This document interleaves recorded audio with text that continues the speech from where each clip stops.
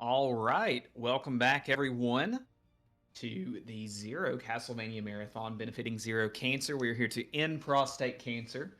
I'm taking over as host. My name's Jaseph, and I'm the live stream fundraising manager for Zero Cancer. So, on behalf of the entire organization, I want to thank everyone, all of our runners, all of the viewers, the donors, everyone behind the scenes that has helped make this such an incredible, fun event so far. But yeah, like I said, we're here raising money for Zero Cancer. So if you would like to donate, you can head over to our Tiltify link, and the command is !donate in the chat. Nightbot also is dropping it pretty regularly. I probably need to fix those timers a little bit. He's going a little ham over there. But yeah, like I said, we're here for Zero, and we are about to start Castlevania Lords of Shadow 2 with Church and Sarge, and Turbo Dog is going to be taking over on commentary. So I'll be around, but yeah, turn it over to you guys. Hey everybody, long time no see. I'm Church of the Sarge, I'm joined with Turbo Dog here. This is Lord of Shadow 2. Time to hold down this 4-hour block of content. Absolutely. I am ready when everybody else is ready. Timer will start when I hit yes, so I'll count it down. 5, 4, 3, 2, 1, go. So this takes place... so the main story of this game takes place in the year 2200. This is the tutorial. It's taking place in the 1600s. So we are taking our place as Gabriel Belmont, also known as the Dragon or Dracula, the Lord of Shadow. I'm going to switch to the lowest difficulty before I forget. And right now, we are in the middle of our castle on our throne, and the Brotherhood of Light is launching a huge siege on us. So we're gonna go stop the Brotherhood of Light. Like Turbo was mentioning in the last run, I actually don't want to hit anybody here. We are in a huge feud for various reasons with the Brotherhood of Light. One of which is the fact that they hid our son from us, and he died as a result, and we turned him into a vampire. So we unknowingly murdered our son because the Brotherhood of Light didn't really tell anybody about it. Huge assholes. Yes! So right here, I'm trying to keep the enemies as close to low as possible without killing them. That way none of them spawn. I'm waiting for the game to tell me that... basically, it's going to show me that I can finish enemies. Yeah, so you need to kill a certain amount of enemies before you get certain tutorials. If you were here for Mirror of Fate, where we had kind of a tutorial level in that, this is very similar as well in that the game forces you to do the tutorials at certain points, and if you're just doing too well, then you don't actually move forward. Yep. So now that he's gotten the bite scene, he can start just finishing these guys off until the next kind of tutorial happens. So this is a weird part of the game where we have all of our power, sort of, except we can't use any of the really good moves. So we do have the Void Sword, but we don't have any of the moves we're going to be using later, so we have to kind of default to some kind of strong moves, but not stuff we would use. So we have the Void Sword, and when we use it, we gain health back. I do have numbers popping up on my screen. If I had taken damage, there would also be yellow numbers, which would show the health I'm getting back. Now we get to see the Void Claw. So this is our Chaos Magic, and it shows us that we can use it to break shields. It also is very strong. Similar to the first Lords of Shadow, even though Chaos Magic is stronger in general, we're actually not going to be using it as our main DPS, because there is a move that actually does more damage if you can get the hits off in the Void Magic. So right here I'm just wailing on people. This introduces the shield enemies. You, in theory, can get around the shield, but it's a little annoying, so I'm just gonna default to hitting them. I'm not finishing enemies off because it's actually really slow. We're out of the little tutorial here, and then we're going to start climbing. If you notice, I'm highlighting all the jump points. That was, I believe, added to this game, and it shows you where you can go, and it also allows you to jump. So I'm jumping at most places because it's easier. Yeah, in the first game there was some ambiguity where you were able to climb and where you weren't, so they solved that with this. In particular, the other non-PC ports, sometimes the glows on the edges of things you could climb wasn't obvious. Ah, he jumped already. So Church is going to fight this Brotherhood of Light.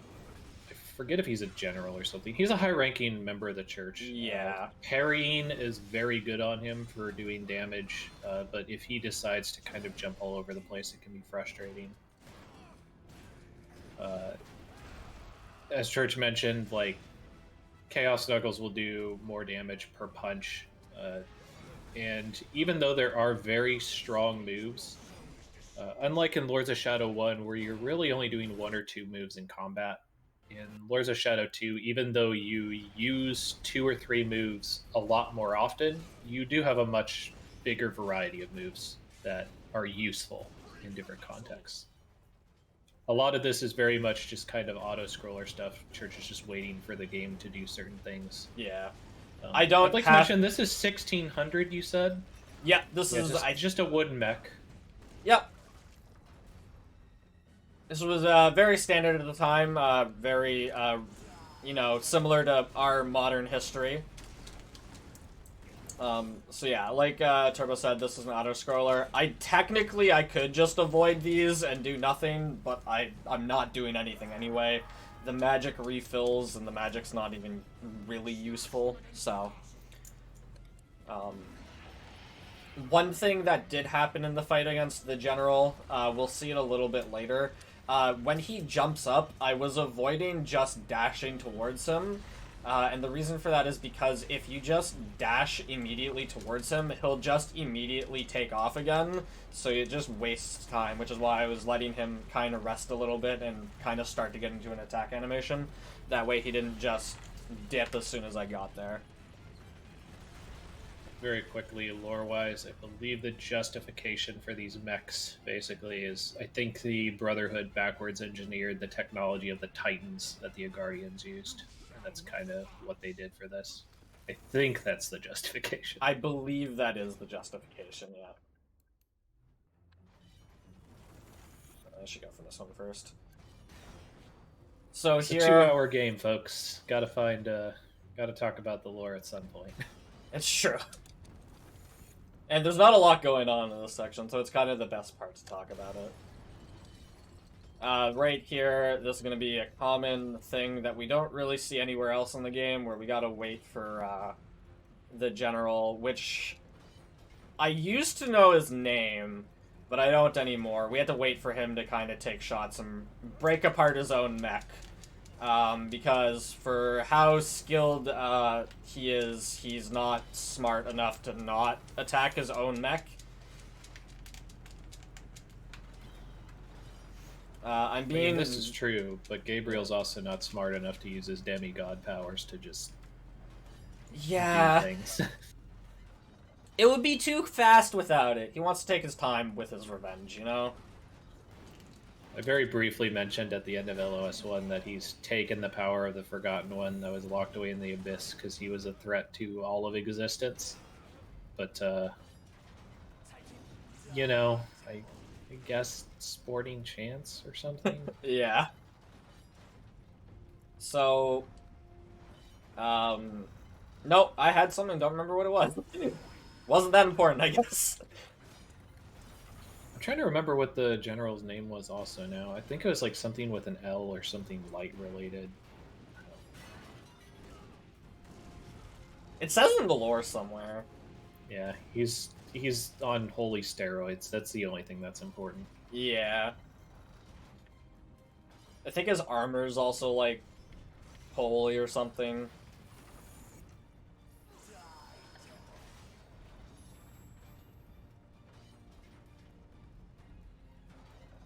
Oh, I remember what I was gonna say. I was taking it really slow on those sections. There's, like, moving gears and everything. I was taking it... Oh, there we go. I was taking it really slow because if you mess up, you go all the way back to the beginning, which is a huge... Oh. A huge time loss. I guess it's not a huge time loss. It's a significant time loss. It's worth going slow for. Yeah, when you put in enough attempts at this game, you don't really want to just pitch seconds at the start of this run. Yeah, it's so you aren't too worried about losing 1 second to make sure that you can actually get a run started.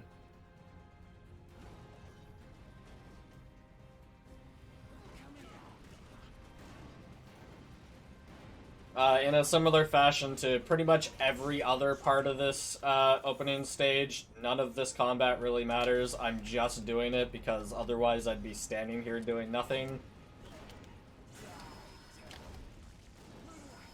Kind of practicing my combos here for the boss, I guess. Getting the reps in. It does technically make it a little bit easier if they're cleared to get the lock onto these, because nobody's there to, like, knock you out of the way. You can see there, I almost killed him without the shield. It is possible to kill them without ever damaging the shield. It's just, they're obnoxious.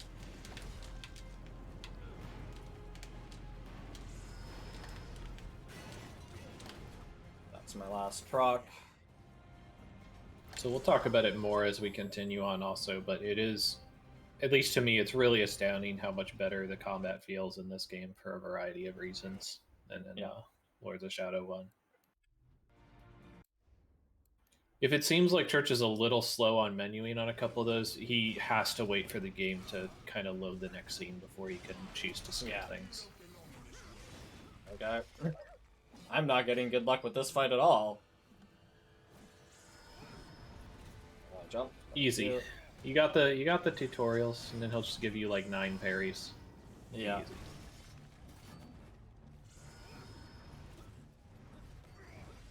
So these are just tutorials teaching him about unblockable moves.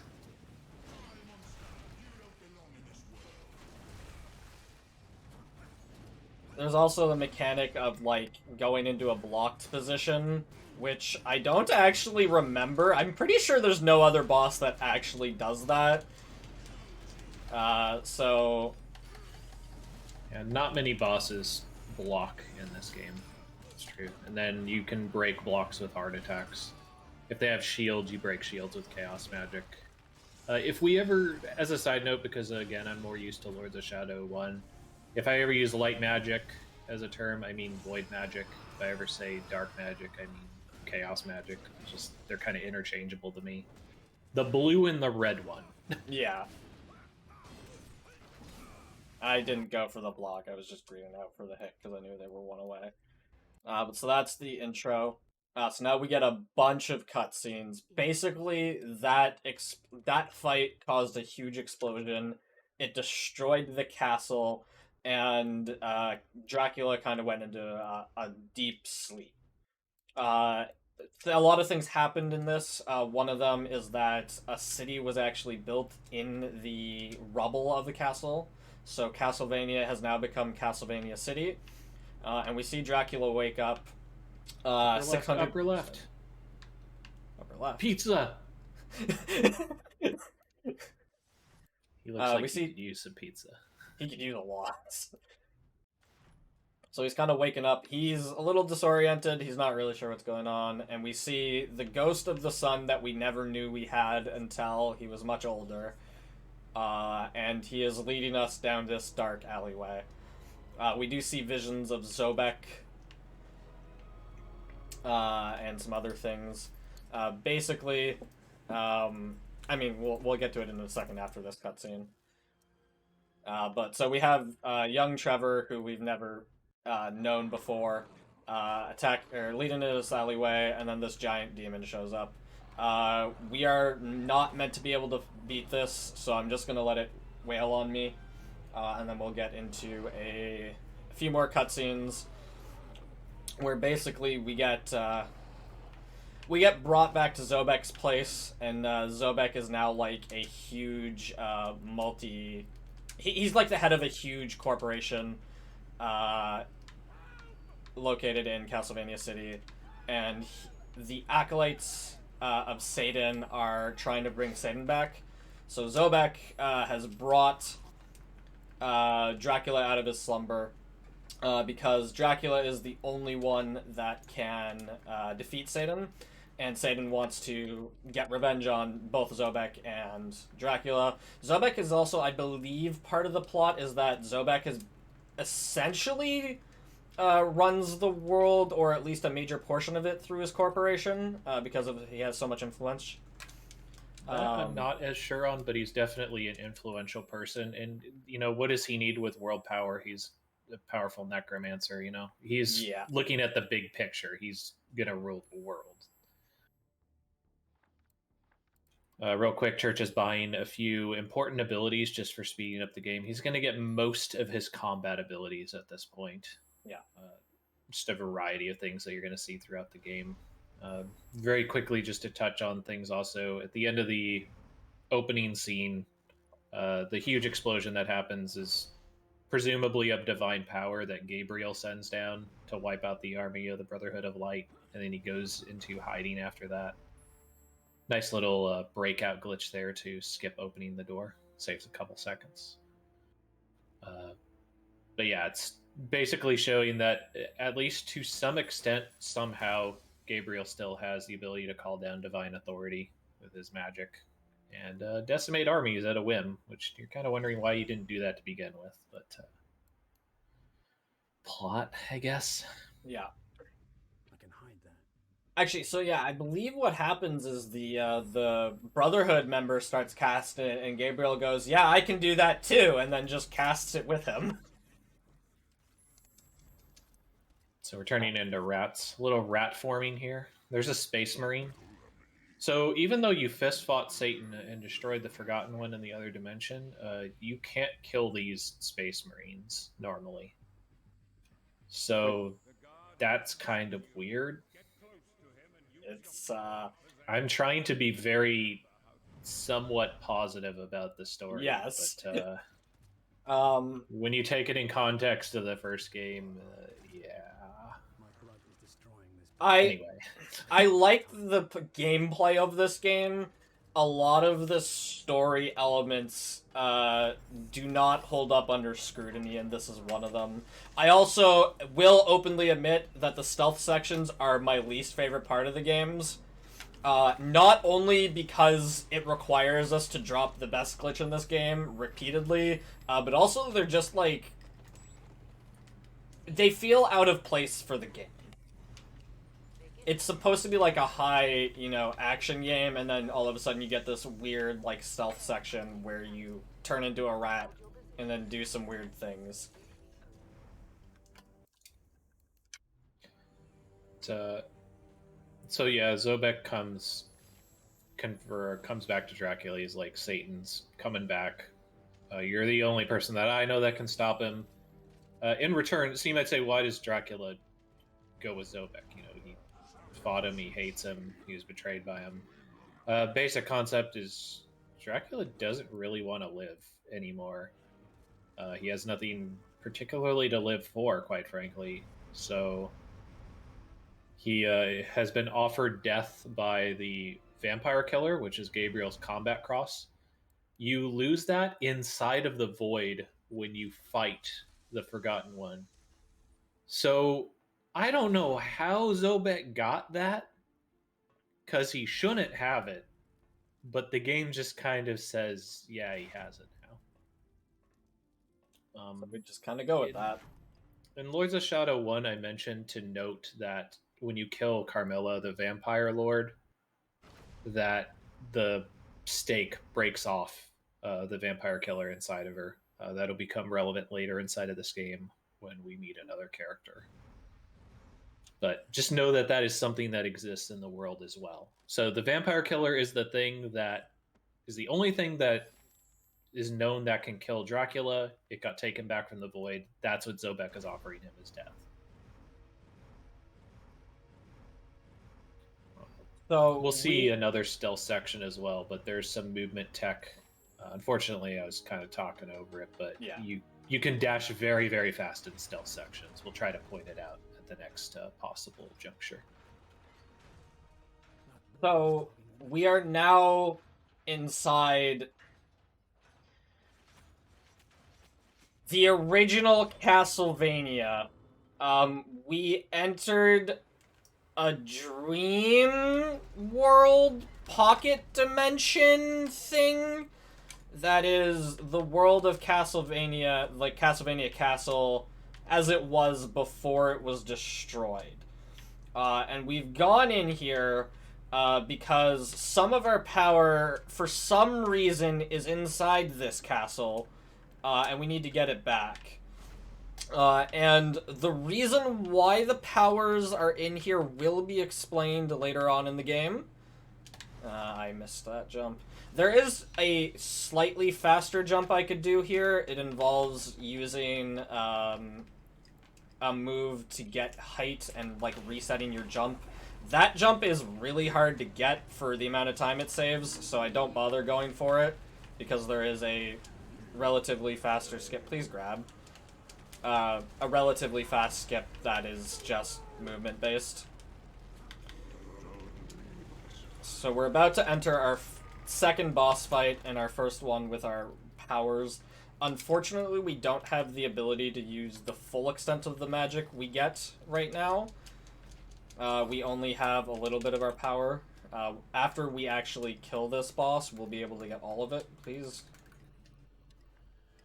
What? A little bit of tutorial as well inside of this. Yeah. This one. So this is the strongest DPS in the game. Unfortunately, it's not very useful on this boss, just because of the way this mechanic works. And also because of the tutorial. So it's teaching us that if we get a combo off, we can get these blood orbs, and this orbs will drop and give us the ability to use our magic. It's also going to tell us that as soon as we activate magic, it'll interrupt our focus, which will stop us from being able to collect magic. It'll also tell us that getting hit breaks it. And the reason that the magic isn't as good in this fight as it could be is as soon as this phase ends, you are no longer able to hit the bottom of it. Because the gimmick of this fight is that the blood is where you can damage it, the stone is invincible. And there's not any good moves for aerial combat, really. The implication at this point in the game is that this is the cursed blood of Dracula, and the entity that the castle recognizes as its true master, rather than what Gabriel is. You know, they try to make a distinction between Gabriel and Dracula as kind of two separate entities in the same body, I guess you could say.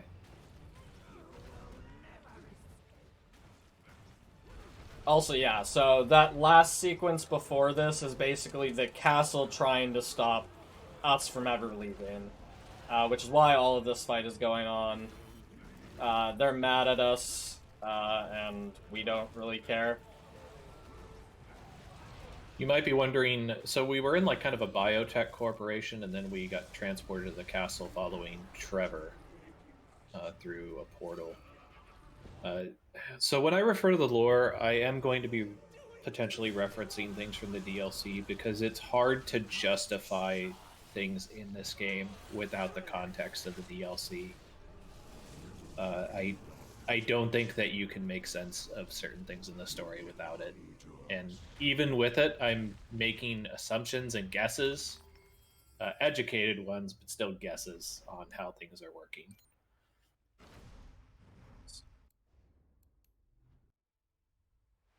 So we're now going to get access to more of our void magic abilities.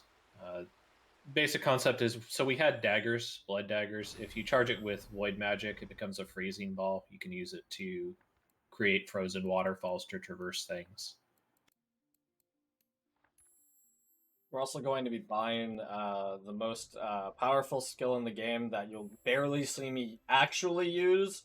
We'll touch on that on the next boss fight, because there is technically a time that I could use it, but I would have to drop it Hello? Oh, I'm like holding down the dash button. So yeah, I could in theory get a really powerful glitch on this next combat, but I would immediately have to drop it, so there's literally no point in doing it. So you notice that the dash is very fast in this game. When you have a special weapon like the Void Sword or the Chaos Knuckles equipped, you can do, I call it sword dashing, but by swinging as you're dashing, you lower the recovery frame so you can dash again faster. Kind of similar to the roll in Mirror of Fate. Just a little bit faster movement tech. Each individual time doesn't save too much time, but you do it so often in the game that it adds up quite a bit.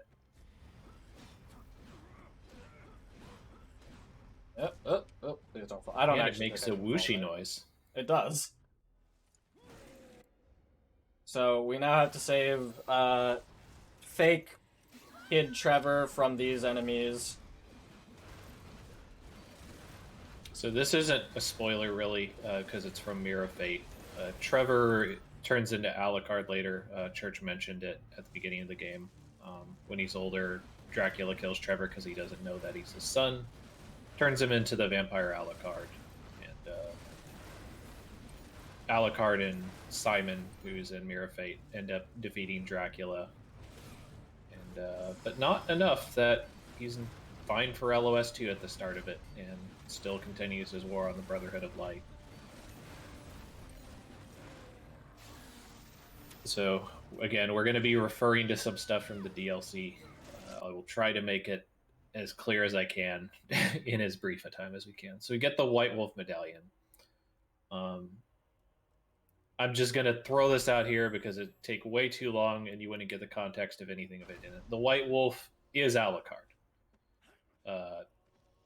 He's able to take that form in order to traverse dimensional space. So, in the DLC, Alucard has an ability called Timeless Vision, I believe it's called. I believe so. And what it lets him do is, momentarily, it allows him to restructure the castle. What it does mechanically in the game is, like a broken platform will restore into one that's functional. What it can mean in the context of this game is that Alucard is using this Timeless Vision power to bring his father to a point which the castle existed in space and time at a certain place. So that's how presumably Dracula is able to go between the old world and the new world. The memory that Alucard has of the castle and that Dracula has of the castle compared to the modern age. And as far as I can remember, you only switch dimensions as a result of being near the White Wolf or near Trevor. So that seems to be supported by it. That is accurate, yeah. So otherwise, it just seems like you're literally changing dimension for nothing. Nice little cutscene skip there. You freeze the air vent there, and normally it has a little cutscene showing it freeze over. But since he activated transforming into rats at the same time, he saved a little bit of time. So before we get too far away from the Alucard thing, it is important to note that Turbo kind of touched on it earlier, but like everything Turbo just explained is not really explained in the game. A lot of it is just like making logical guesses based on context. I will also say that since we aren't going to see it, the reason that the Void Sword is there and the Chaos Knuckles will be in another place later is in the DLC, Alucard visits his father while he is incapacitated in slumber between then and now, and he places them in a safe place. Depending on the time, because the estimate for this game is actually super high, we might actually have time to show the DLC. I'm returning to checkpoint here because it is slightly faster. I have to go back to where the checkpoint is anyway. it saves me having to get out of rat form, which is exactly the same speed. And so the movement tech we talked about earlier, only in the stealth sections, if you mash the dash button and the shadow daggers, you basically cancel the start of the dash, and then you get to redo it again, and the start of the dash is the fastest part, so you just get to go really fast. It is the only good part about the stealth sections. As far as I'm aware, it's the second fastest form of movement in the game also. The only other faster one is miss dashing, and that is way later in the game and very prohibitive in where you can use it. One thing we kind of touched on in the last run, I am running using the transmutation glitch, which basically means that I'm completely prohibited from using miss dashing. Basically what the transmutation rune does is there is a bunch of items you can use in the game. And these items do a bunch of different things. Right now, I actually collected one of them. It gave me a cutscene earlier. It's the Tears of the Saint, I believe it's called, and that will fully replenish your health. There's a bunch of other ones. The important one is the Ensnarled Demon, which will give us... Hey, we just got one. The Ensnarled... That's actually very good to get it this early. Huge, yeah. It means I basically wasted all of that little bit of grinding, which is fine, but it means that I'm very good for magic here. So the Ensnarled Demon will give us 45 seconds of unlimited magic. And what the Transmutation rune does is normally you're only allowed to be able to carry a certain amount of the runes, of each item. The Transmutation rune allows us to transmute any item into any other item, so any item we pick up becomes an Ensnarled Demon, which is very huge for us. It means we don't have to grind. There is a shopping section where we can buy 3 of each item. We just do that, and then we're pretty much good for the rest of the run.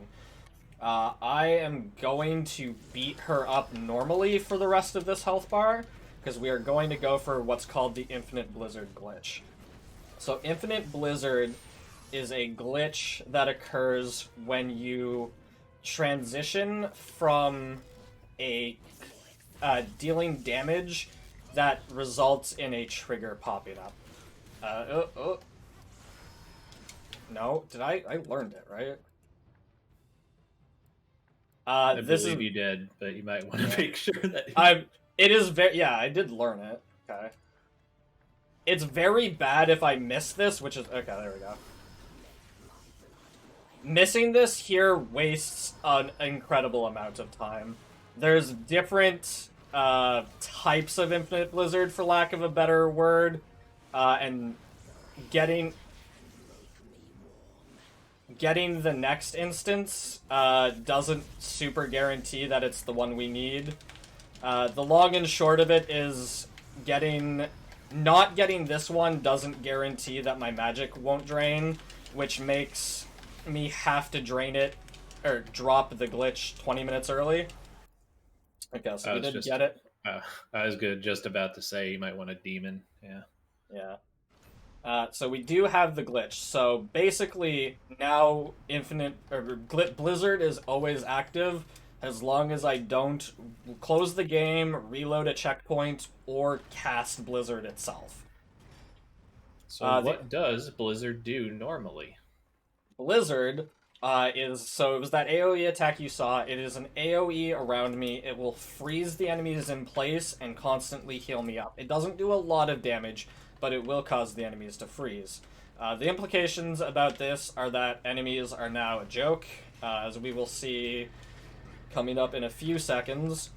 It allows us to do a lot of things, like skip pretty much every combat that's not required, because we can just freeze enemies.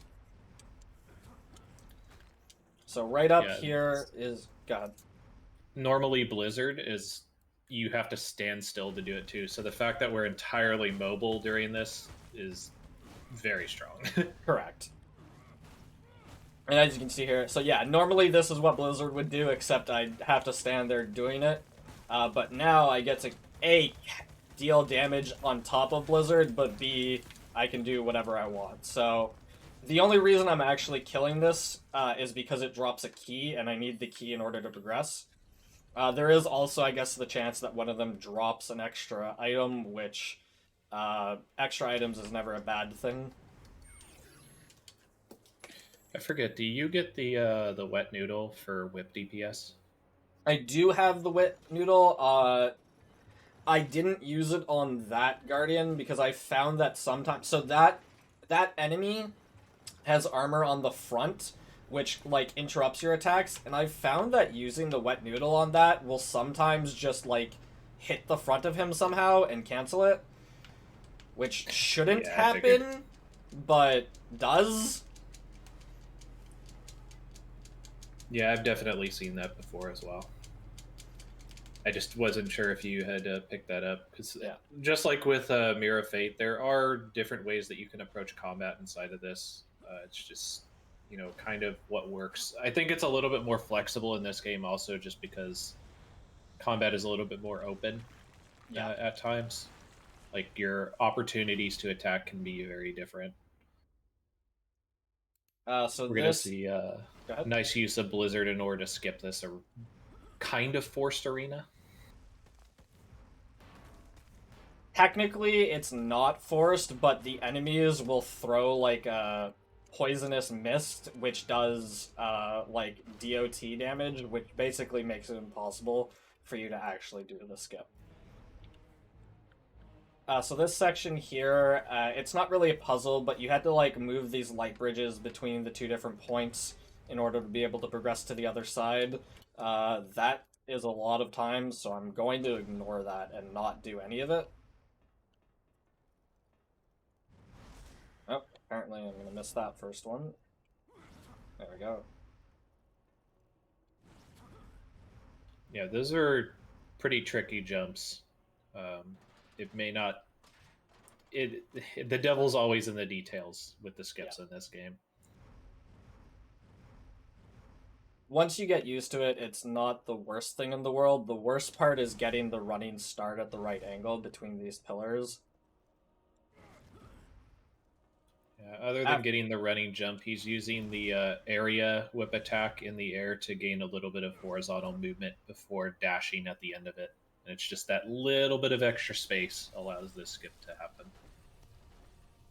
So for this one, I am actually going to have to move the bridges because I need to get the Chupacabra, which is in this device. I need to get it across to the highlighted device over there, which will free the Chupacabra from the prison and allow the Chupacabra to set up a shop for us, which is where we're going to buy basically what we need for... Oh, hello?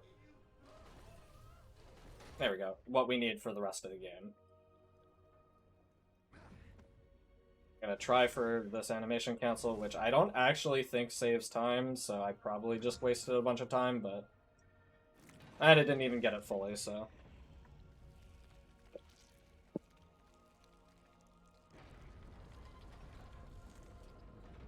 Yeah, unfortunately, the dash in this game is not that nice, long, mini stride run from Lords of Shadow 1, but the sword dashing is still quite fast.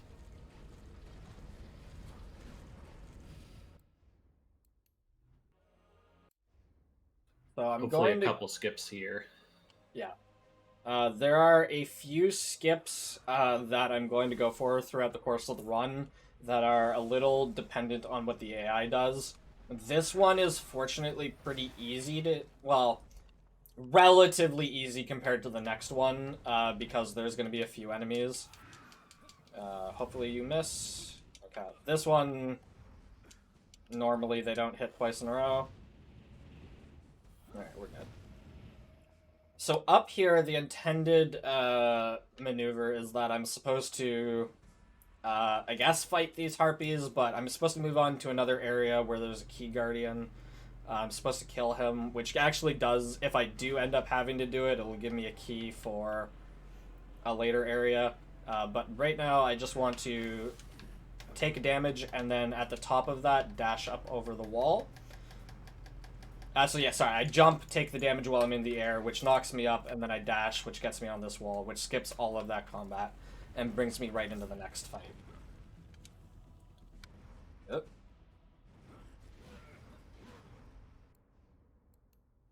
So this is the 3 Gorgons fight. One of the Gorgons is actually, I can't think of the word I was trying to say. They're nice to us, but the other 2 don't like us, so they turn her and then become this giant thing.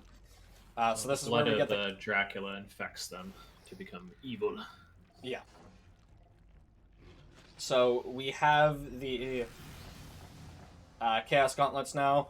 So this is a very awkward fight with the Infinite Blizzard glitch. I had to come to this very specific area to break this, otherwise the Infinite Blizzard glitch will, like, take away the chaos damage that I've done and make me be unable to break that.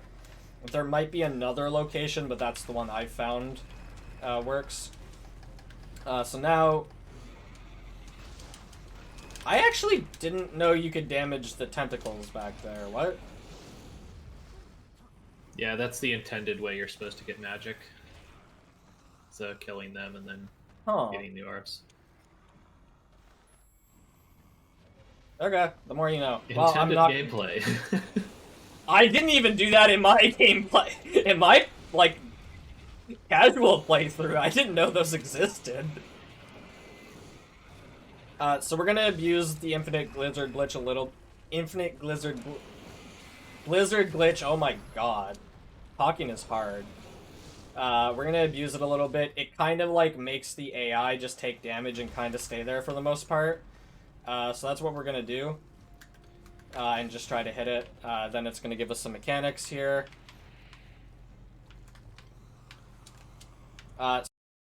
So I am one thing to note, I am constantly doing damage. I should not be able to constantly do damage. So these 2 parts here become really jumpy. The AI, like the creature jumps around a lot. The other important thing to note is on the second version of this, it's possible to, like, basically yeet yourself into the abyss.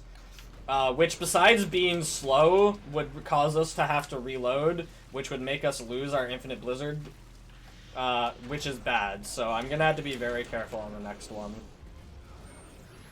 Yeah, the jerking around kind of messes up with... I mentioned how the game really wants you to move a certain distance in a certain way when you're platforming with grappling and stuff, and... when the model is jumping all over the place, you could easily jump to a point that isn't there anymore, and then you just fall. Hopefully we don't see that. Many a run dies at this, simply because of that. If you're really pushing for times.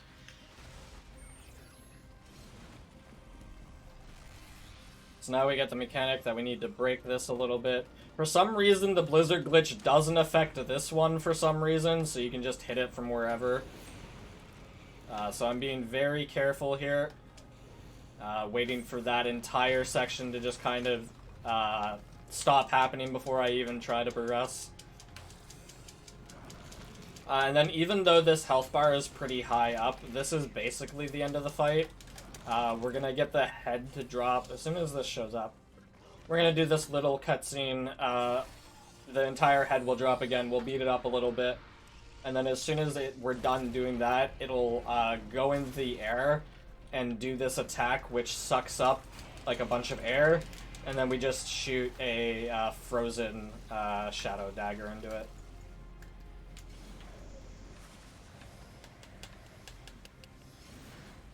Got it first attack also, so that helps. Sometimes they'll waste time by, like, raining fire and stuff. Yeah.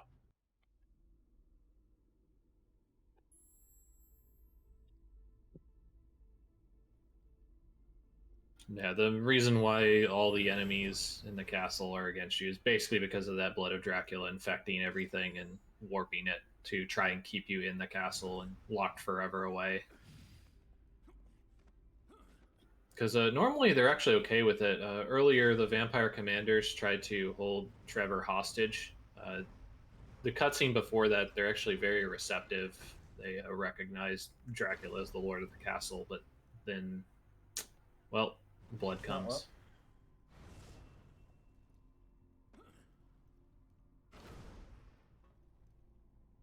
We've got the two main forms of magic, and now we're going to head over to the Chupacabra shop.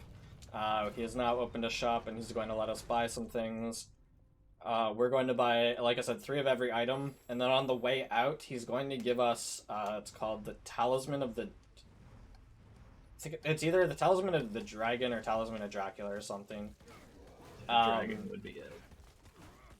Which is a really powerful item that lets us... I should do the thing.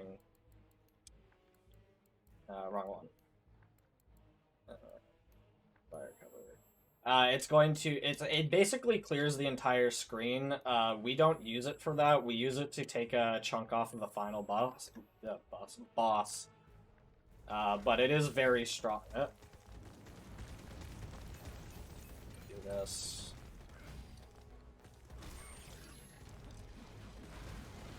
So, like, kind of talking about different approaches. Church did the skip with the Harpy where he damage boosted up.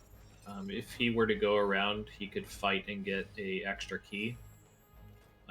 If you get the good version of the Blizzard glitch and get it through Gorgon, then it kind of roughly comes out to equal because you have the extra key. You don't need to kill these guys. But if you don't have it, then boosting is considerably better. Because you like basically need to kill these guys to get access to the key. Yeah. So it kind of becomes a wash at the end.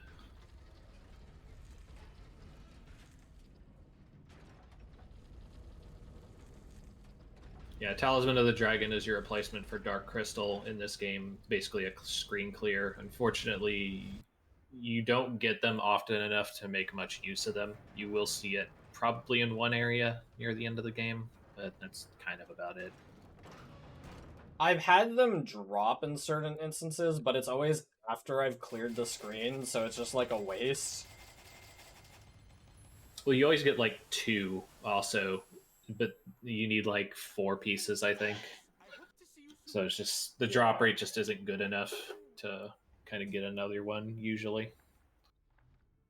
I'm actually trying to think if I've ever gotten a second one in a run, like gotten enough drops, and I don't think I ever have. Yeah, I don't know. I think the closest I got was 2. So now there's another White Wolf Talisman, or location. I've got a decent amount of everything, so it should be good. I believe it's possible to do the breakout glitch on this and save a little bit of time, but I've never gotten it to actually work.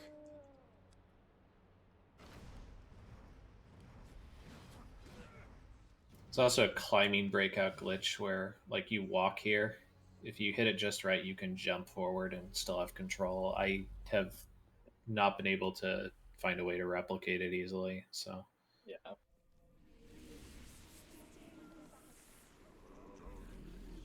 Once again, using the White Wolf to return to present day.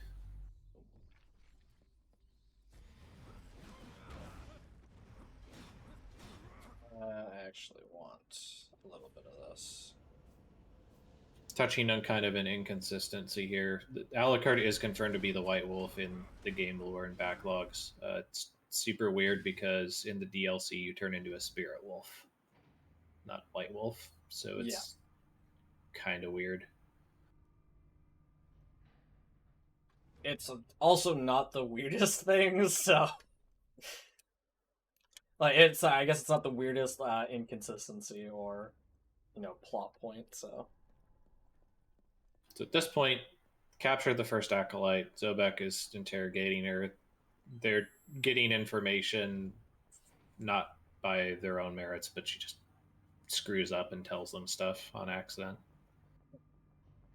Basically, there's 3 acolytes, and we're trying to figure out where the other 2 are. Wrong way. Trying to get a scope of what the overall plan is also that they're trying to use. What I wanted. I'm trying to remember, did they know about the gas yet? No, they don't know about that yet. Oh, I actually did get it, okay. That's a little bit of a cutscene skip. Okay, never mind. I was gonna say you had a little bit of a screen freeze there, but it looks like it's cleared up. That was just showing that it was basically just the camera the thing showing that it froze, which is obnoxious because obviously I froze it. Idiot, my net went down slightly. Okay.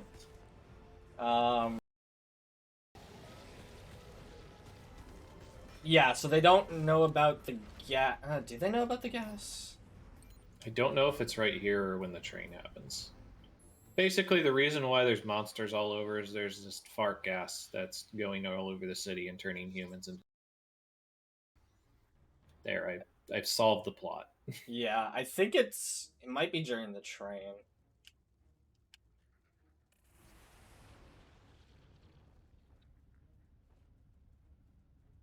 So we got this kind of long section. We're just basically going from one side of the city to another. There's a little bit going... Oh, hello? There's a piece of wood I couldn't get over. Lore-wise, there's not really a lot going on.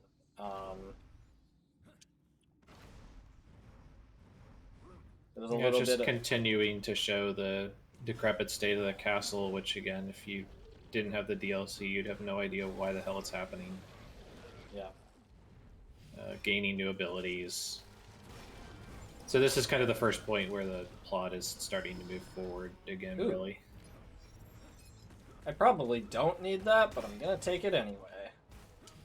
Another arena skip here by freezing everyone. There was another item there, but I didn't feel like dropping down and resetting the arena skip, so...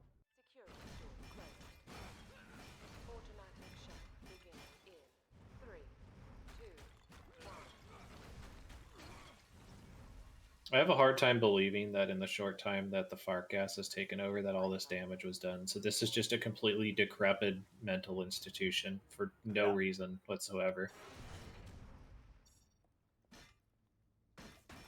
Tiny skip here by jumping through these wall holes instead of breaking doors. If I can get it. It's not worth it at this point. Should be able to get this one. Chaos Punch should be... Okay, yeah, that one did. I think the Chaos Punch is a little easier on the first door. Since you, like, punch yourself forward. Yeah, you're probably right. I probably should have done that, but... It's all good. It's all the same.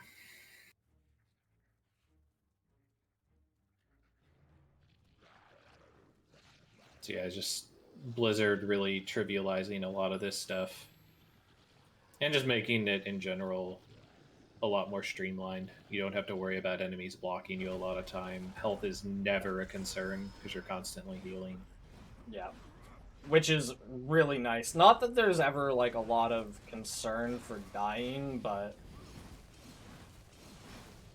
I'm just gonna touch these two real quick so they don't bother me. Extreme cranking action. Which I don't have to rotate my analog stick for. My immersion.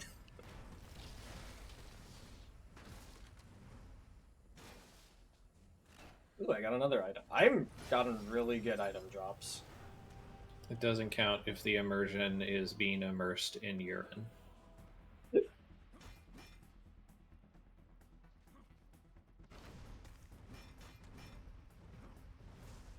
Because it's bad, get it? Yeah, explaining the joke makes it funnier. It does.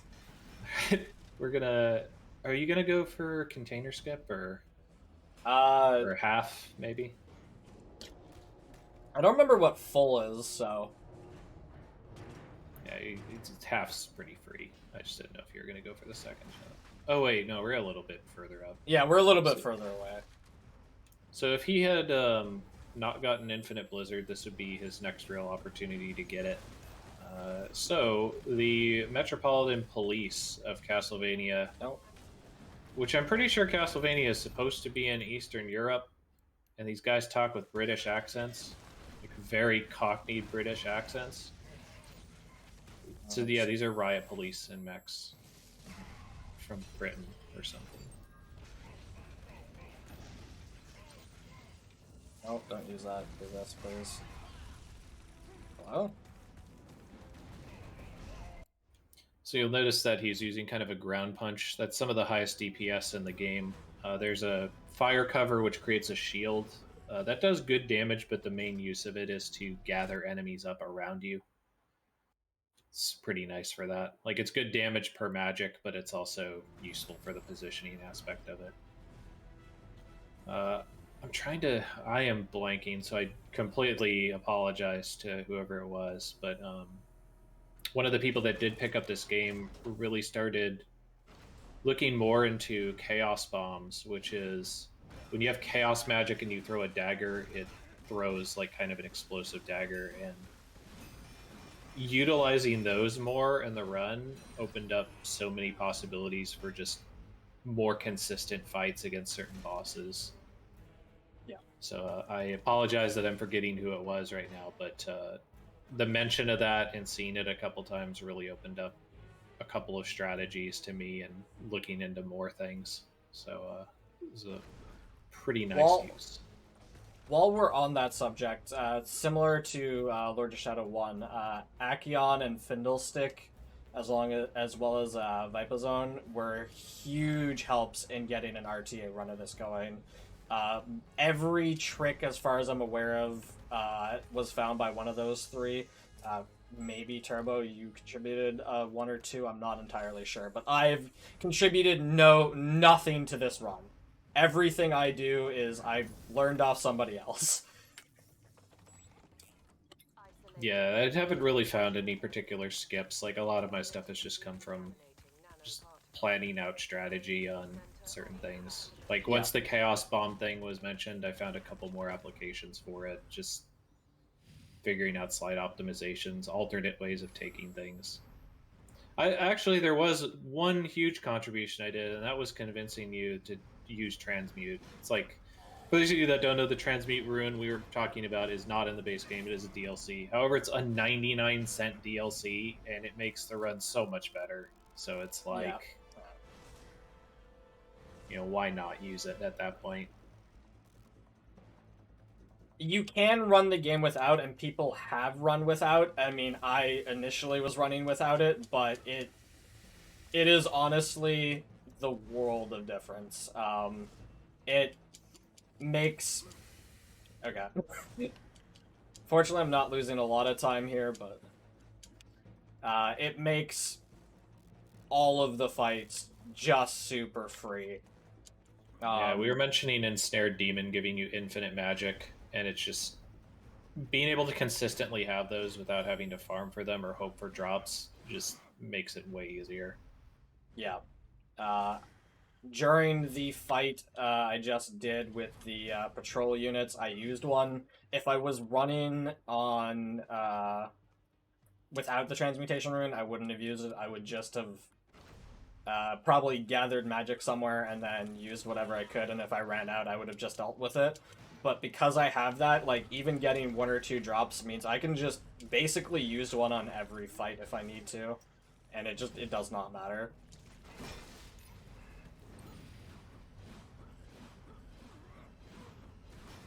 So, Lords of Shadow 2 has a much less abusive New Game Plus than Lords of Shadow 1. Do you kind of want to talk about what things carry over in New Game Plus?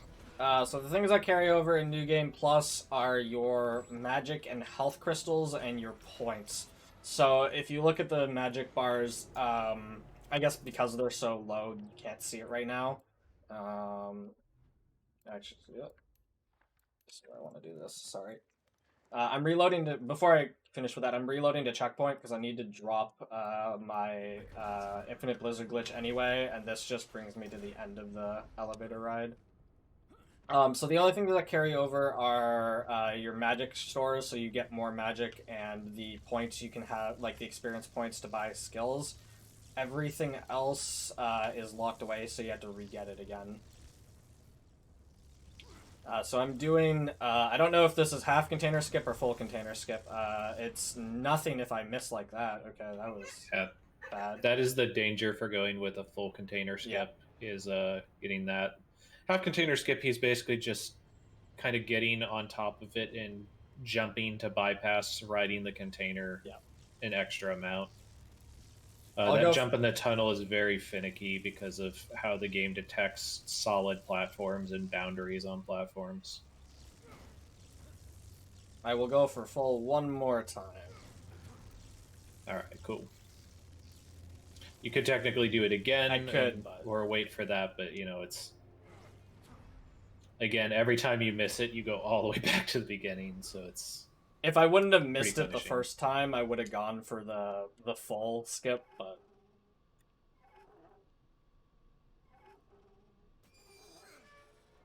So if Infinite Blizzard was active during this stealth sequence, he wouldn't be able to progress. So Church has got rid of it for that reason.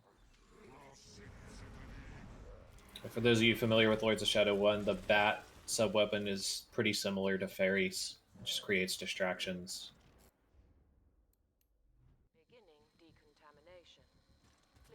You can only use one at a time, though, really. The sub-weapons don't... So, the items have uses, but the Shadow Dagger and the bats don't have, like, numbered uses. They just have a cooldown. So when I use a bat, you can see that it drains the entire gauge, and it takes a little bit of time to fill up. Because I'm canceling the Shadow Dagger and not actually using them for the dashing, the meter doesn't go down. But when I would use one, I think you get like 4 charges before you're required to wait for it to come off cooldown. So these guards move really slow when they're possessed, so I'm just letting him walk forward a little bit before I dash up to him to possess him. I believe, and maybe this is just me, but I believe they move slightly faster on their own, because they don't get like these staggered animations or anything. They do indeed move slightly faster. Unless you get insane luck. Yeah. There's like a stumble animation that's the fastest way these guys move, but you have no control over that. And the reason I don't wait for him to walk all the way over there is because he'll wait for like 5 seconds or something at that halfway point. So as soon as he gets to the halfway point, I just jump down and go over to him. So we're about to head onto the train area, which is sort of an auto-scroller. It's kind of weird. There's a lot of smaller segments that are broken down into, like, I need to get to this very specific point and I need to do it quickly. Otherwise, I'll, you know, return to checkpoint. The game will kill me, essentially. This will also be Church's first opportunity to recover Blizzard Glitch if he so desired. I'm actually going to opt out of it on this one, and the reason being is I'm going for a arena skip that saves more time than the glitch would if I get it, which I may or may not get. But if you have the Blizzard glitch, it's not quite impossible, but it is extremely hard to get.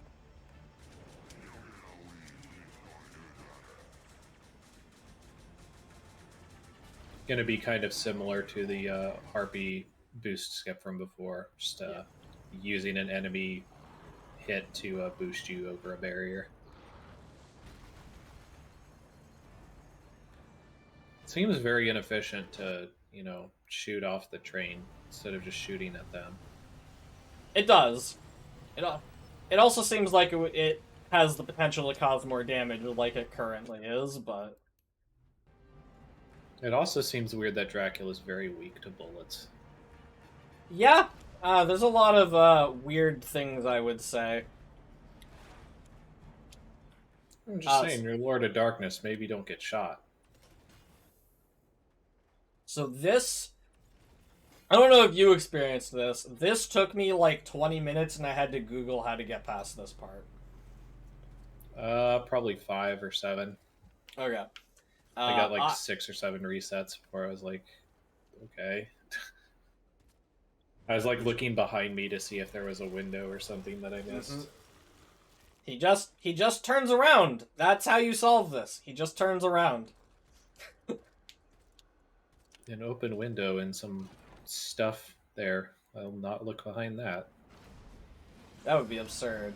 I That don't being actually... said, they do justify it in the lore a tiny bit, because these are genetic super soldiers that are basically test tube grown and matured extremely fast, so they're infantile in intellect. But also the strongest beings in the world. Yes.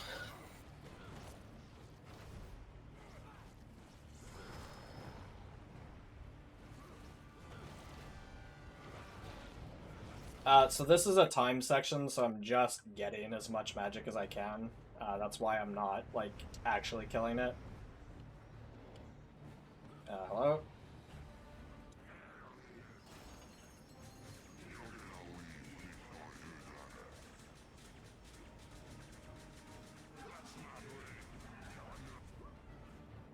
Now we're in the final, I guess the second final part. We have to, like, dodge these signs on top.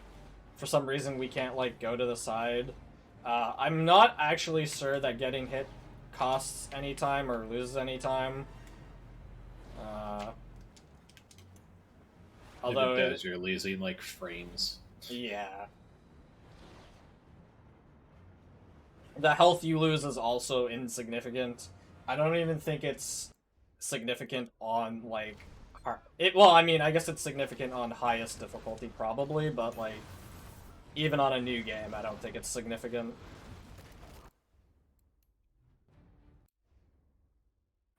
So we've been kind of glancing over it, but I'm trying to remember what the move's name is. Whirlwind. So Whirlwind is very, very, very powerful despite being a void magic move. The reason for it is it does a few hits normally, but if you space it just right, all of the hits on the spin will continue to hit. So instead of hitting like 3 times, it can hit, I think, up to 10 or so. I think so, yeah. Just depends how big the enemy is and where exactly you position it.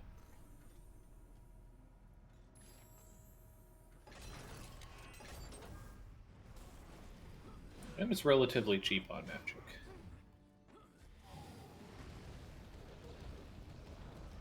I don't think I used this too early. I think I'm fine. Yeah, I'm fine. I got plenty of time. I don't know what I'm worried about. Oh no, you might have to use another one. Yeah.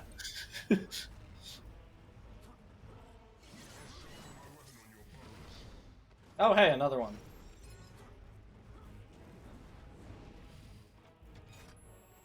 Well, this introduces the mechanic. So this is the lieutenant. This is Zobek's lieutenant. Basically, he's been sent to... I believe he's currently on a specific mission, which just happens to align with where we are. Which is why he's helping us.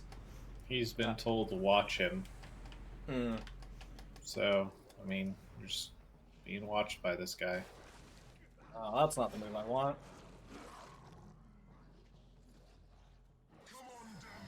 I jumped to her. Oh, that was actually wasn't the right move. If Alucard starts hitting him, that's bad. Sorry, the lieutenant. Sorry, I ruined the I ruined the plot. I'm gonna start hitting him so he aggro's on me. Oh, I was just at the wrong angle.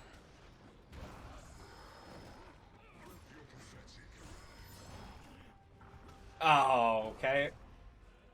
Come on. It's not the end of the... If you get this quickly, this is legitimately faster, but this is... Yeah. Me, personally, I don't go for these boosts just because of this. You're, like, relying on this thing to play ball. Normally, I can get it within the first or second, but yeah, it is a lot. It is completely dependent on the AI, so...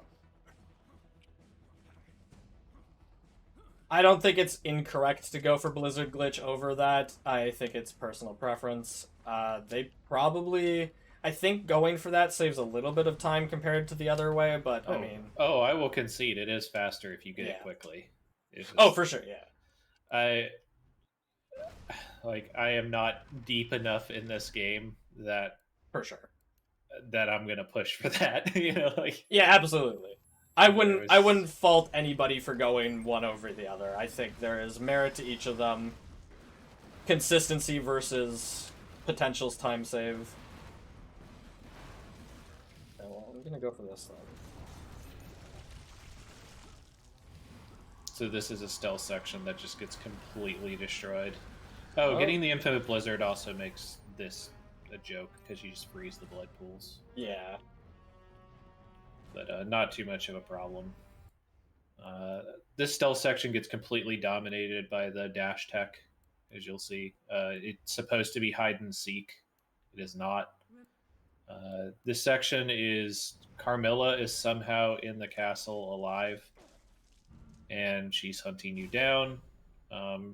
Marie, your wife, or your memory of your wife, is trying to give you guidance, and she's trying to tell you to resist her. I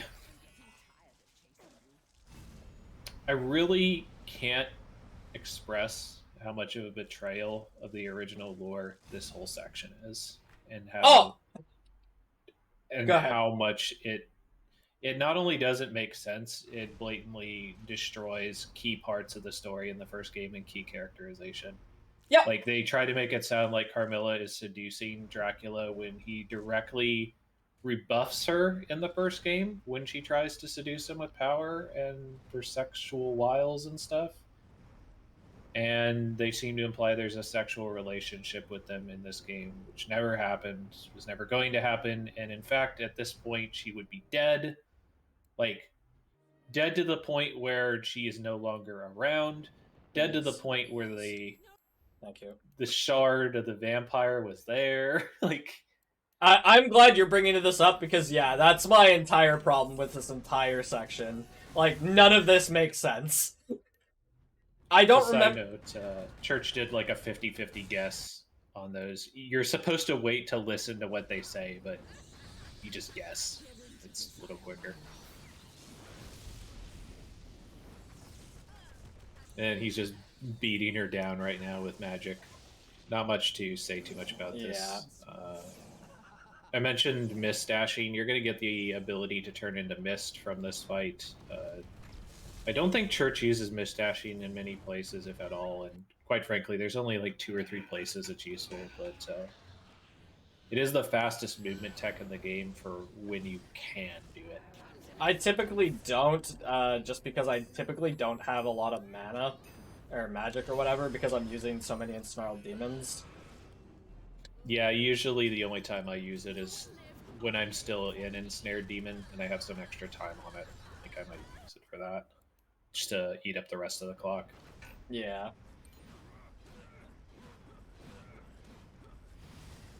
But yeah, the whole section with Carmilla makes no sense and should not be in the game, I think. I 1000% agree. I think it is absurd, because if human Carmilla is in the game, the first game at all, it's for like, what, 10 seconds or something, if at all? It doesn't even make sense from a lore context for what I gather from the DLC, because Alucard never knew who Carmilla was or anything about her. Correct. So the only thing that it could be would be the blood of Dracula, and why would it have any type of fond recognition for her in the slightest? Like, it's... Yeah. Yeah, it's real bad. Real bad. But I digress. We'll get past this. I don't want to... Like, we'll talk about weird stuff in the lore and things, but I don't want to go too crazy on it. There we go. Nice. So that's a little wall skip. Normally you're supposed to kind of wait to get over it. There are slight jump extensions you can do for extra height. Churches use mainly the area swipe in the air for a little horizontal distance and a little vertical distance. Much like in Lords of Shadow 1, you can use the guillotine move to gain a little extra height. We'll see that in just a moment, I think. Yeah, I'm actually going for a different version than you do. Okay. There's also the mist form. Also allows you to get a little bit of extra height and distance.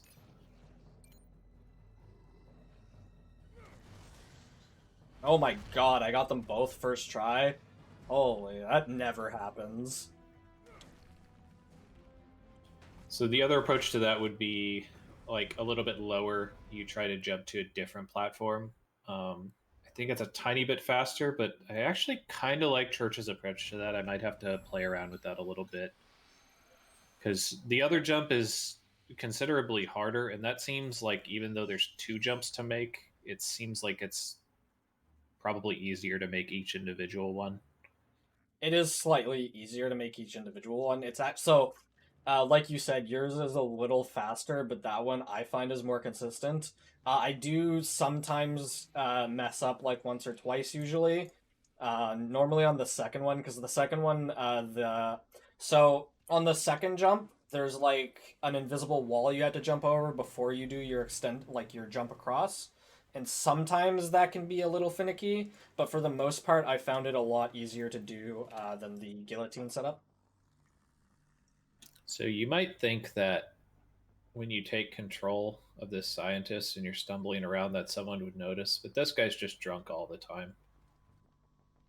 Also, you'll notice I'm just standing here, and I have to wait for the scientist cycle, which is like 40 seconds or something. It's obnoxiously long.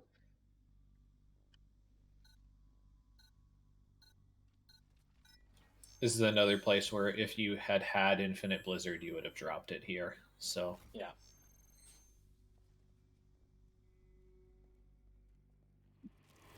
Which is the reason why so again, because I'm going for the arena skip, that's part of the reason. But there's only 2 real combats between the last instance to pick it up and this, so I just choose not to. Again, if I didn't go for the arena skip and just went for consistency, it would be better overall. But Larry's hungover again, going into work.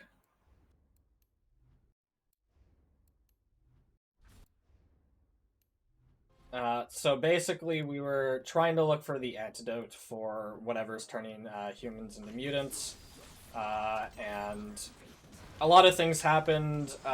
One of which is that the first acolyte escaped, and we're going to fight her again. Zobek has like trapped her in a mind palace, I believe. He's doing something to contain her power. Yeah, he's made like a force field using his magic to try and contain this fight. So afterward, I mentioned that like he would have had to drop the Blizzard glitch. You are able to get it back immediately here if you so desire. This is another one that I don't think saves. I'm trying to remember if this one is one that saves miss it, a fair it doesn't amount. matter. It saves a little bit. It saves a lot actually, but oh well. Yeah, with the ensnared demons, like you can get away with missing Blizzard glitch. So I believe I can pick it up on Pam, and if I can pick it up on Pam and it's the good one, then I should be fine. The Pam fight will be a little bit slower, but as long as I have it for Toymaker. Toymaker is the worst one. I actually don't remember who this guy, because it's his brother, but I don't remember what the hell his name is. Actually, now that I think about it, I'm also not sure why this guy exists in the castle. Which guy, sorry? Pan's brother. Yeah, I don't know. Oh, Argathos? Yeah, I don't remember. Something like that. Yeah.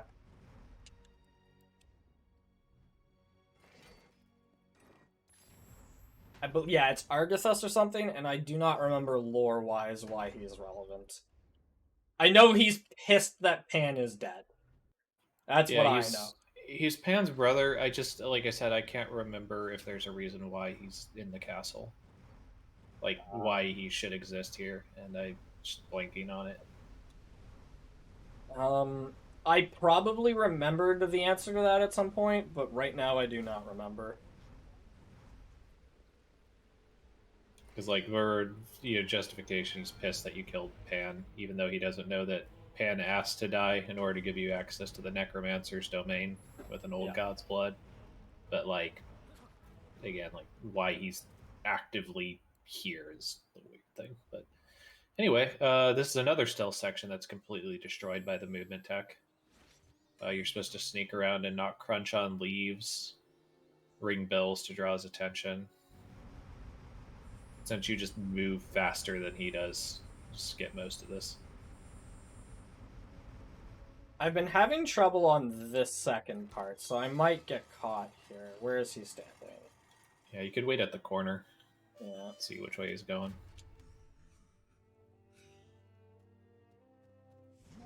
Or I could just get caught instantly. I meant yeah, back no, a little bit, yeah. I know what you meant. I just messed up. It still saves the gate opening though. Yeah. So it's like just drawing him again.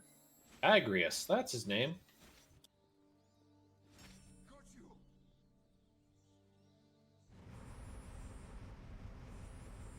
It's a little bit of time lost, but it's not a big deal, so. Gates open.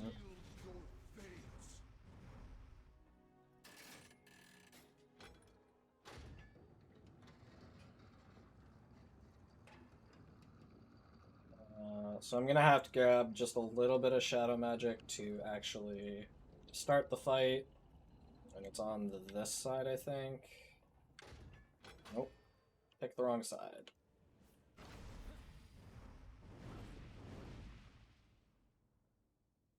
So I need to shoot this owl with the Chaos Bomb. If I get too close, it'll fly away. And it drops a nice roasted dinner. Because it apparently hitting a Chaos Bomb turns it into a full meal. It apparently changes it from an owl into a turkey also. Also that. That's some powerful magic.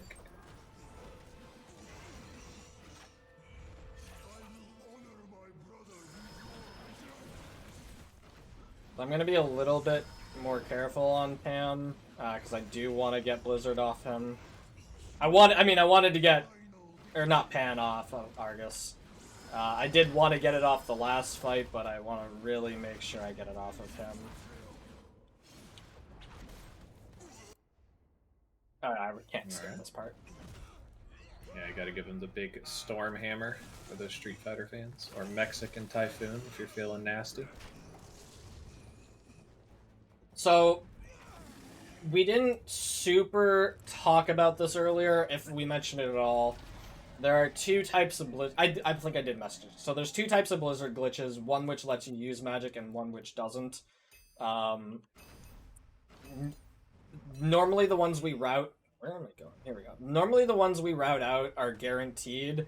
This one's a backup and I believe will work. If it doesn't work, then it'll give me at least an arena skip. But I will have to drop it for the next boss fight, because the next boss fight actually requires me to have certain types of magic in order to progress. But I believe I can pick it up off of that boss. And that one, I believe, is usually good.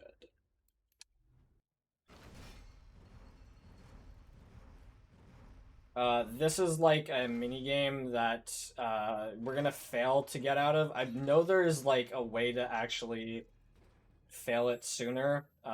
Like you don't walk slow or something. I don't know how to actually do it, so we're gonna just fail the slow way. Where the hell did you just go? So by freezing all of them, we can use this bridge without having to fight any of them. He shouldn't be able to get to me in time. Yeah, so that's completely skipped. And then there's a second fight here. I don't have my notes open. I'm gonna struggle to find my notes during this next section. What did you need to know? I do not remember the order of the... It's on my phone, I can get it. It's the theater order. Gotcha. I do not have that fully memorized. I will let you struggle. That's like half the fun of speedruns, right? So it was kind of alluded to minorly in Mirror of Fate, but all this stuff, the theater is related to the Toymaker, and this is kind of pushing his backstory and how he came to be the way he is. Very short of it is... do you want to cover what the Toymaker's backstory is? The Toymaker... you might remember it more than me. I know very briefly he was working in the castle. So before Dracula Gabriel took it over, there was Walter Bernhard, and he was in charge of the castle, and he's like evil, and he made he made Toymaker do something. I don't remember fully. So Walter Bernhard is the original master of the castle even before Carmilla was here. He was ousted by the Brotherhood of Light for being like dark magic user and occultist. And among the things he did was he warped a very talented Toymaker into kind of using his abilities to create weapons of war and corrupt people. And he took a demon and infused it into the Toymaker. So now he has kind of a split personality. In order to combat this, the Toymaker took his clockwork heart and I think he gave it to Trevor, is the implication. Yes. He gave it to some type of child, and he gave it to them to hide away so that his heart could be protected. Later on, Walter Bernhard would be defeated by Carmilla and the Brotherhood of Light, and she would take the castle over, and then we take the castle from her in Lords of Shadow 1 at the very, very end of the DLC. The Bernhards are also responsible, I think, for trying to summon the Forgotten One in the DLC. I believe that's accurate, yeah. And that's the impetus for the Brotherhood of Light moving in to banish it to the Abyss.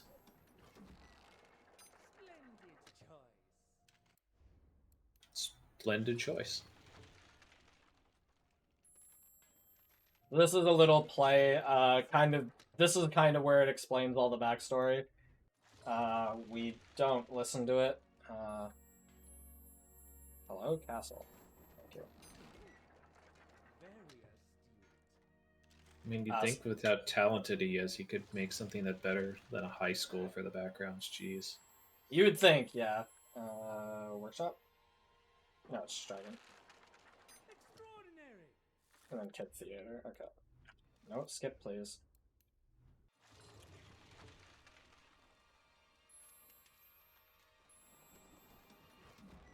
I said Kid Theater, not Kid Workshop. Oh, there we go. Alright, notes are done.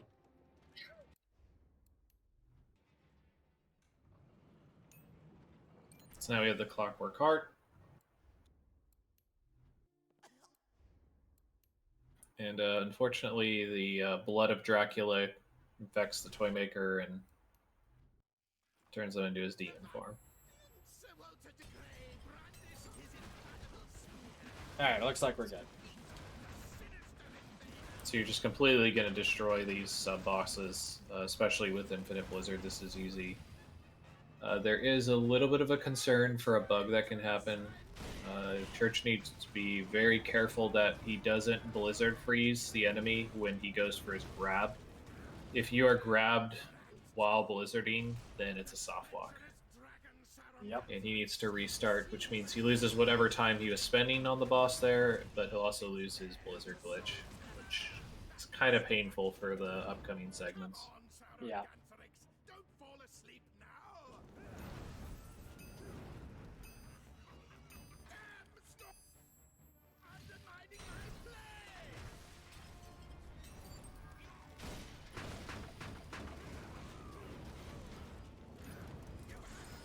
Playing it super I safe just got here. hit, I think. I didn't get hit? Weapon to surpass Metal Gear.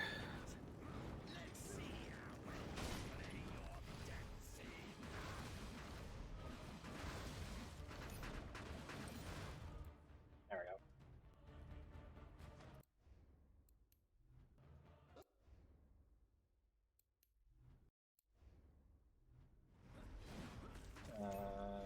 Perhaps if I go the right way. So we have defeated the Toymaker, and we were able to actually pull the heart out, and so now the Toymaker in this world is like saved, I guess.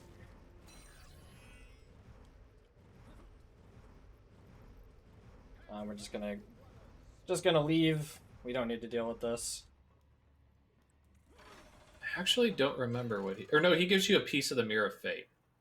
Because that's what we're doing right now, is finding the Mirror of Fate. The Mirror of because Fate. Trevor wants it. Yeah. The giant 20-foot tall Mirror of Fate that was worked into the wall of the castle. That's what we're getting right now. That's definitely not a hand mirror now. Yeah. And definitely does things that it never did in the first game. Mm-hmm.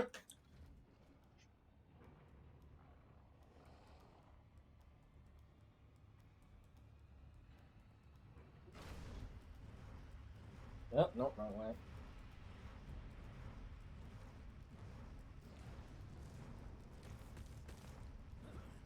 So this is...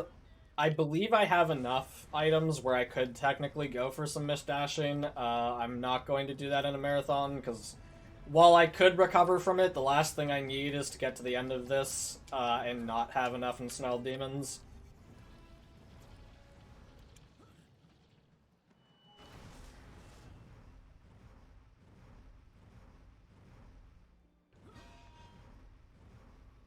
So in addition to fist fighting Satan and having the Forgotten One's power and divine authority, apparently, Gabriel also has 9 demon summons. Oh, hello? Should still work, yeah. There's a lot of, like, breakout animations you can do in the next little bit, and none of them really matter. I don't believe grabbing magic here saves me any time, because there's a fight right here, yep. So I mentioned how Gabriel is easily the most powerful entity in the Castlevania games that have been released. Do you know what the second most powerful is? Is it Dracula? It's easily Kid Dracula. So you got Gabriel or this Dracula, whatever you want to call him, and then Kid Dracula, second most powerful. I've actually not encountered Kid Dracula. I've played very little Castlevania games, unfortunately.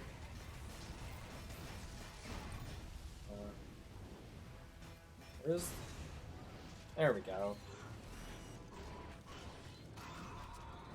This enemy is a little annoying to deal with. That should be it. There we go. That's not ag, that's just experience. Experience doesn't matter once you've done, like, more than 2 of these. I mean, you might be implied to say, like, oh, what about the Space Marines? Well, you do technically kill the Space Marines in this game. Yeah. And Kid Dracula has an umbrella that just stops stuff. And when he runs into enemies, they just die. Okay, that's pretty strong. So, I mean... yeah, I'd go with the Kid Dracula. Then maybe the Space Marine.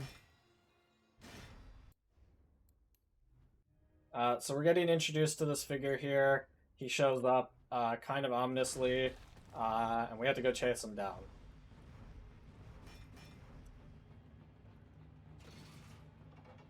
He's also not very fond of us. He also has a combat cross, which very distinctly puts him as a member of the Brotherhood of Light. And the Brotherhood of Light is pretty much a defunct organization at this point. So, like, the fact that there's someone still around is kind of part of an impetus why you're chasing after him. There's another reason too, but, like, there's not a lot of those guys left. I should have grabbed magic at some point. I'm going to grab a little bit here. So mention in the chat. I think. So mention in the chat about Maria being able to turn invincible and turn other people invincible. Yeah, but can she walk into people and kill them with an umbrella? Not damage them. They just die.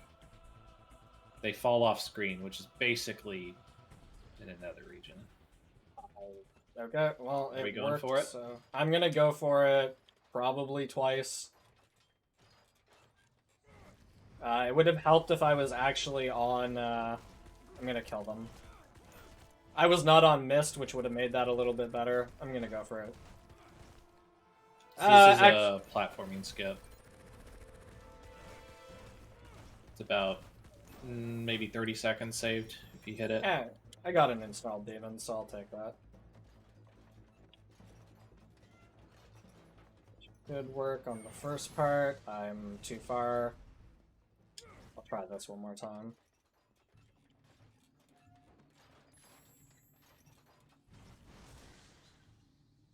I lied. I'll try one more time. After that. Man. He's in the one more times, fellas. No, no. After this, it's actually one more. I'm actually going for the intended strat. Come on. I'm going for the intended strat. Alright. This continues the streak of legitimately never doing this skip in a recorded run. One day. So what that does is if you can land on that platform and do a kind of an extended jump. Yeah, you gotta go all the way back there. If you do kind of an extended jump, you can reach a broken ladder. I'll point it out when we get up to it. Game? I guess platforming just doesn't work. Alright, I'm going back to the skip or something, because at least then I'm going for a time save. I'm not going for the skip, but I would like it if the game, you know, worked as intended.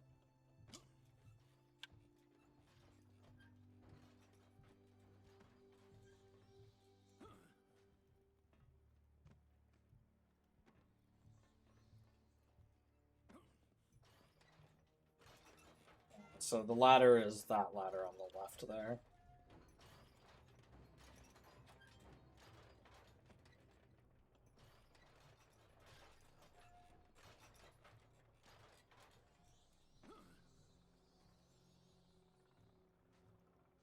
It would have been really sad if that hadn't have grabbed on and I would have fallen all the way down.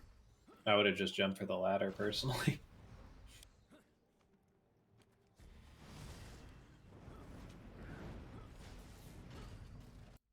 Do I have... I think I have just enough.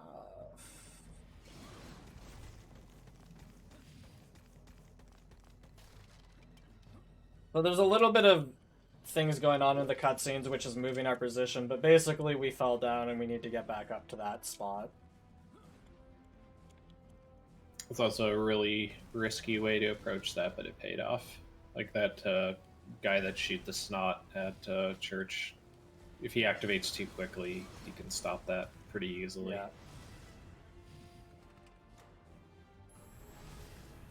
Hello, go through, please.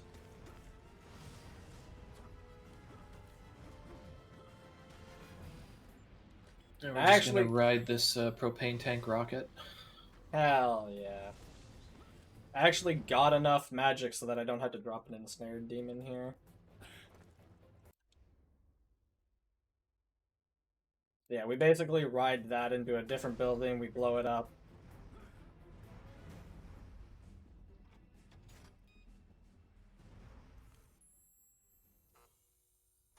I forget, are you Blizzard active right now?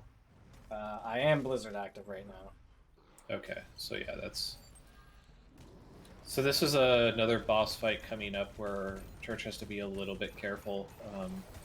If he pushes the boss into a certain phase of the fight with Blizzard on, then it soft locks and he'll lose his Blizzard glitch.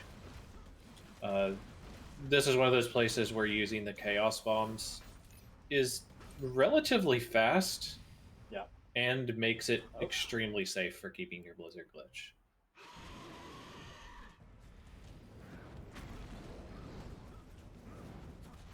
I just need to get to an angle where I can actually hit the chest. The chest is where he takes all the damage, so... So anytime his health bar is down, that's when the soft lock can happen. Yeah, it's during that transition we just saw, where because he closes up his heart and it never opens up if he's just froze forever.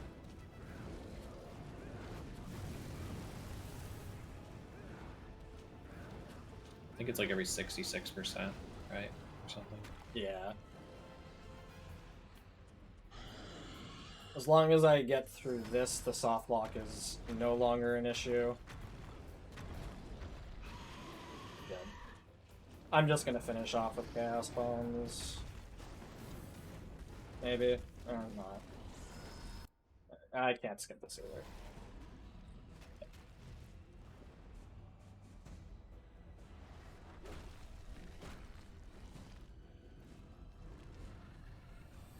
So we're gonna get to see. I think you're gonna dragon here, right?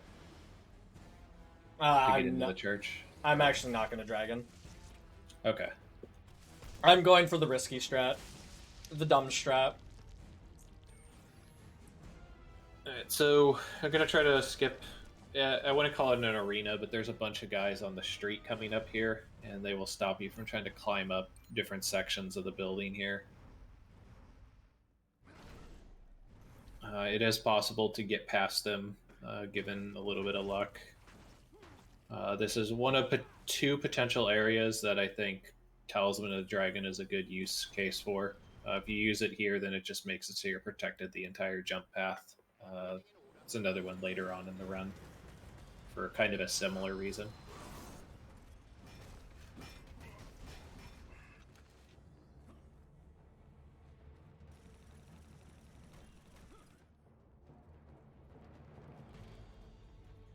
The worst part is almost over.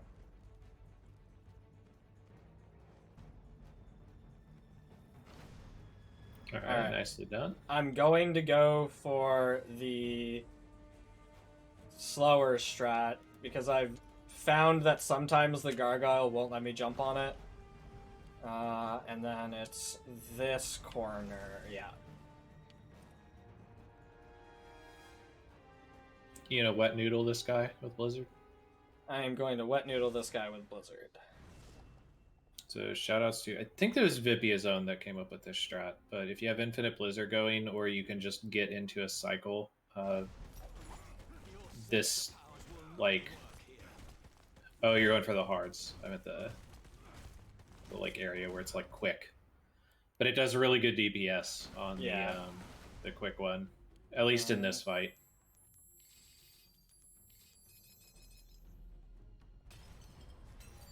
Oh wow, he put up his shield with a jerk. Hello? So, interesting note about this is that he's using moves that you use in Lords of Shadow 1, like using Holy Water with Light Magic gives you a Holy Water shield. This is not in Lords of Shadow 1, but, you know, whatever, I guess. Just turn into a big dude. Oh, there's one more. Okay. So he also breaks a Dark Crystal, which is not something that you use in this game, but it's in the first game. Dark Crystals are like Power of the Dragon. They screen wipes. They do massive damage to bosses. Just a greater demon. And you're not supposed to really be able to do anything. It just kills everything. But Gabriel's... There is a little bit of on-screen nudity, so if you have any kids, maybe shield their eyes.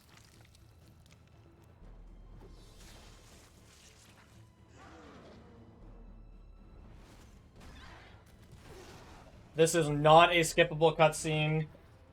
I would skip it if I could.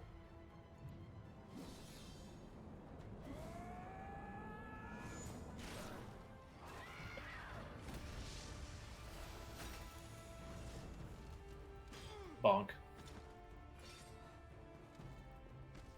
It is now... No. Almost. The point. Now it's skippable. Sorta. But yeah, that entity just wipes the floor with everything in the first game, and you just easily handle it. You now found out that this is Victor Belmont. It is your basically the descendant of everybody. It's the last of the Brotherhood of Light Paladins, I believe. And I believe the last Belmont as well. What do you mean? He's going to have a long, illustrious life ahead of him. That's true. That's not what I was supposed to do. I almost made it work. That's fine, I just respawn up here. He also somehow has seraphic wings, even though that's a specific artifact. Yeah, I don't know.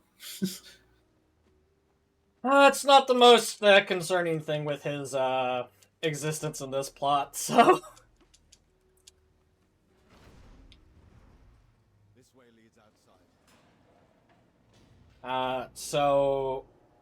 Basically in that cutscene, he reveals who we are, and we reveal our intentions, and we realize we're on the same side.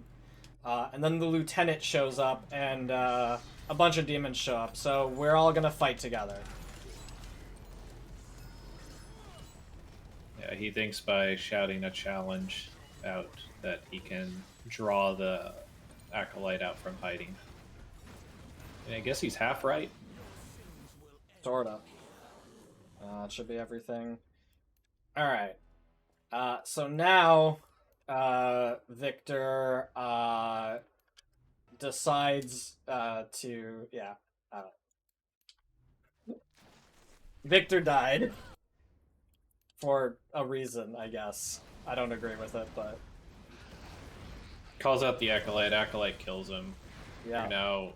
I forget exactly how you get in this predicament, but you're basically back to the castle and fighting the blood of Dracula, who's tried to take over Trevor. And you're going to get your double jump here off of this. This is another fight that is made considerably easier with Infinite Blizzard. Yep.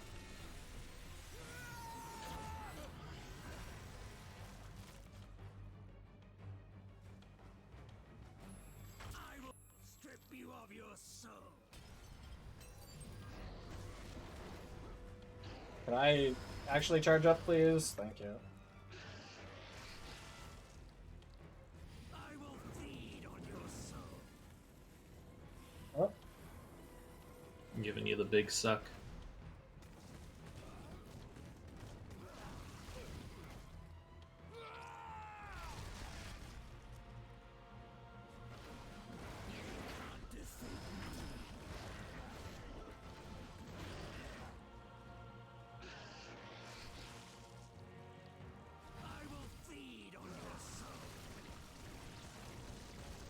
And then, yeah, this fight's pretty trivial because of Blizzard, because he just kind of stays in place. And then we're all set with that.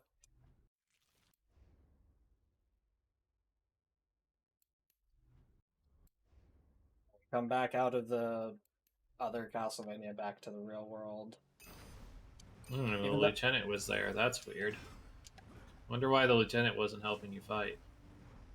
Yeah, it's strange.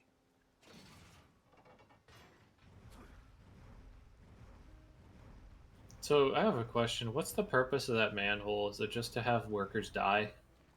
It just kind of leads into a pit. It's like 50 feet down. They tried to repurpose what was left of the castle, and that's just kind of what happened, I guess. I'm going to lose my Infinite Blizzard here, but it's okay, I'll get it back. Yeah, like, so I guess it's like the same thing with the minions, except they didn't value the lives of the workers, I guess? I don't know. That's not at all what I wanted to do. Why is it not letting me cancel my dash? I can't believe it didn't aggro that guard. I'll take it, though. You mentioned that one stealth segment taking you a bunch of time. This was the one for me. Yeah. Because it made just my brain couldn't comprehend that guy's vision is so bad that he can't see you literally walking up. Which, yeah, I don't understand that either. Okay, I'm either gonna get punished or rewarded. I'm gonna get punished, okay. Can we recover this? Yes, we can. Sometimes the mist will push you off of the side and not give you the height, and sometimes you can get away with it. It saves, like, a trivial amount of time, but... So, yeah, go for it. You got this section. We are going up towards where the second Acolyte is, and we're going to confront the second Acolyte. We have this ominous vision of Trevor right here, which is probably not relevant. And then, like we've been saying this entire game, we are the strongest being in the entire world. Nothing can beat us, which is why this random dude who worships Satan is basically murdering us and playing. He's basically playing with his food before he kills us. We are very slowly struggling to get away.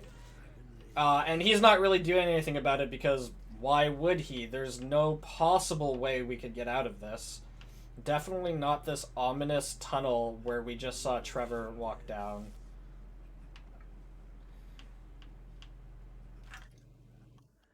Dracula's just selling. This is all yeah. kayfabe. We actually didn't die, thankfully, so we got into this world. And now we are in a boss fight with 3 things. Riders of the Storm, I believe they're called. I believe you're accurate. So I can get Blizzard off of any of the stages of this. I'm going to choose to get it off the second stage, because it's less people hitting me. And then I will have that for the rest of the game. It has... It's not as useful as some of the other areas, but having Blizzard is always better than not, especially since it doesn't... Okay, could I hit any of these? Okay, I'm gonna get it off the third, these guys get destroyed by Whirlwind. Their hitboxes are enormous.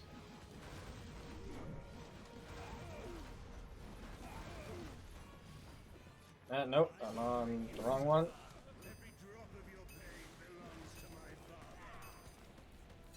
I'm gonna have to... Oh, or apparently I'm gonna not get Blizzard at all. That's fine. I literally last ticked ran out and hit him instead. Alright, not having Blizzard's not the end of the world. Especially in the last bits of the game. It makes Zobek a little bit easier, but because we have so many ensnarled demons, it's not gonna matter too much.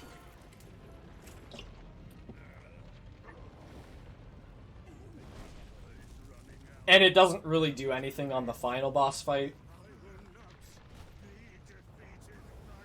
So for lore reason on this power discrepancy, basically you take him into the old version of the castle, you move him from his power base, and in this place he has considerably less power, and you have considerably more power. And you give him a big punch.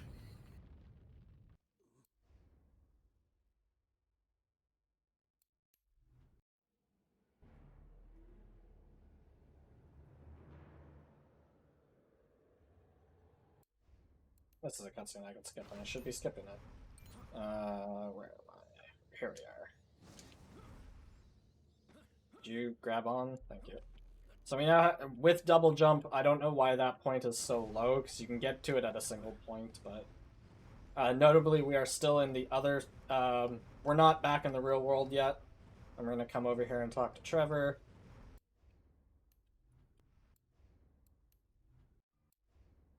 And I believe at this point we now have all pieces of the Mirror of Fate.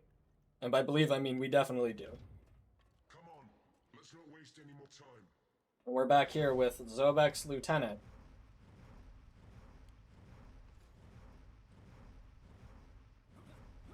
He definitely has a katana. Definitely anime. Yep. So now we're going to start doing the Mirror of Fate puzzles.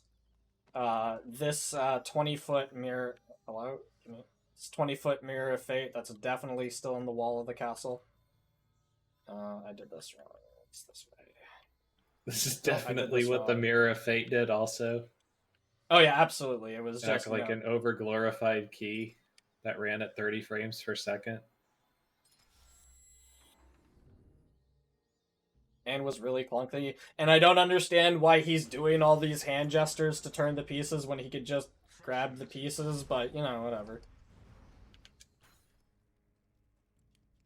This is one of those sections where every Mirror of Fate you can lose time. And it's so silly, but it's... The worst luck you can have if you do it correctly is 4 turns. But if you have to 4-turn every piece, then you're bleeding seconds. So there is a oh, I screwed that up. There is a theoretical, and by theoretical I mean it's been done. I just don't know how to actually replicate it. I don't know if it's specifically console instead of PC, but you can actually skip the first puzzle, Mirror of Fate puzzle, by doing a I guess it's not like a death abuse, but you fall at a specific angle which respawns you out of bounds, and then you can just jump over it. I have not been able to replicate that, so I just don't bother. I should have enough ensnared demons for... I have like 8 or something, I think. I'm just like... I can basically just... I think you have like 5... I was gonna say, I think you have like 5 more relics also. Yeah. Yeah, I'm pretty sure I could just use them 3. on... You need 3 for end of game? 4, 5... I've got 3 saved, so I've got 8, so yeah. I'm not worried. I'm just gonna use 1 here then. Nope, not 2, 1.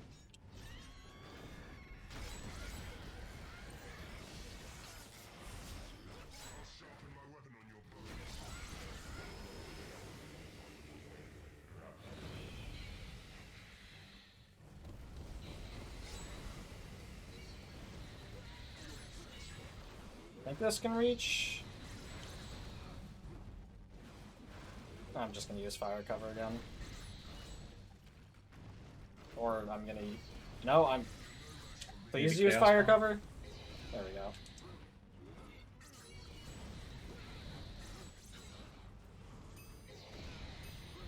This is a little bit easier with Blizzard, but it's fine.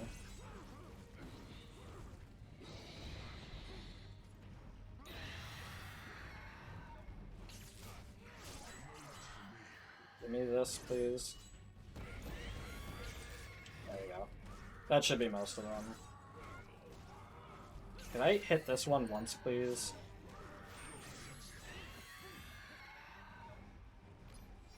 Oh, thanks. Another one.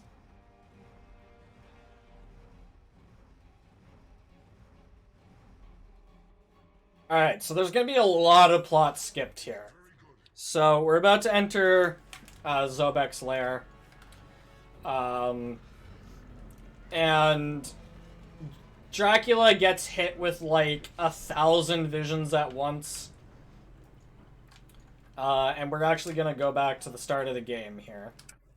Except, well, I guess we had to do this Mirror of Fate first. But basically what's gonna happen is we are going to...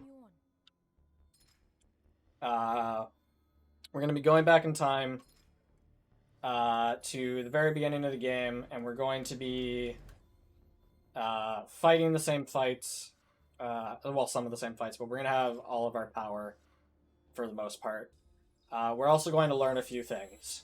So, at the end of the cutscene, at the beginning of the game, which we skipped, Alucard actually shows up, and Alucard and Gabriel make this huge convoluted plan in order to defeat Zobek.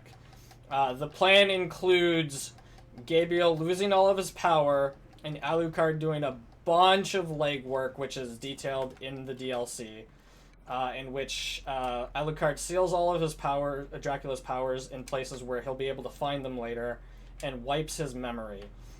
By doing this, when Zobek finally awakens him, he won't be able to use his telekinetic powers to read Gabriel's mind and know the plan.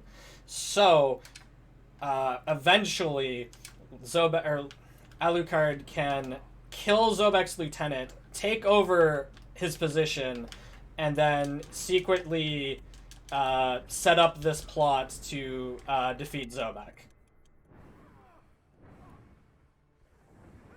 Yeah, because they know that if Gabriel disappears, like Satan's going to take over, Zobek's going to take over. So they needed a way to bring both of them out at the same time and take care of both of them. And this is kind of the plan they came up with. I mentioned remembering the vampire killer piece that was broken off in Carmilla.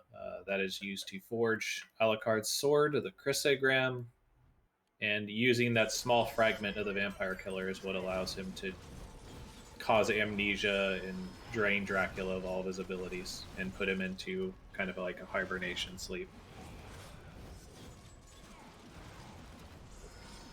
So it's all coming together. This whole convoluted plot is finally starting to make sense.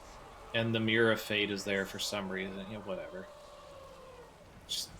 It's a key to a door, which is really, really not what the Mirror of Fate does. It's pretty clear what it does in the name. Yeah. But we don't need to worry about that. I'm just gonna drop this right now. It's a little early, but I've got like 8 extras, so... that was not great.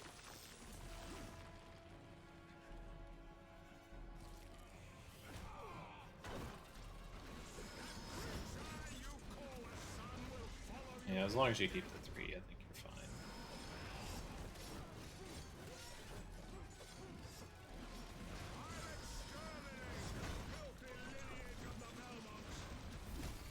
There we go. Now, I'll have to will you pop get another one in this, but... Will you get the crash against Zobek, though? I hope not. Not the worst in the world to Yeah. respawn you at the cutscene.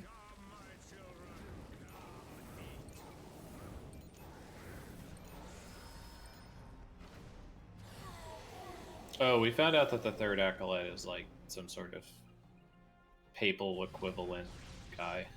Yeah. The third he's acolyte- currently at the church that you started the game at, summoning Satan. The third acolyte is very important.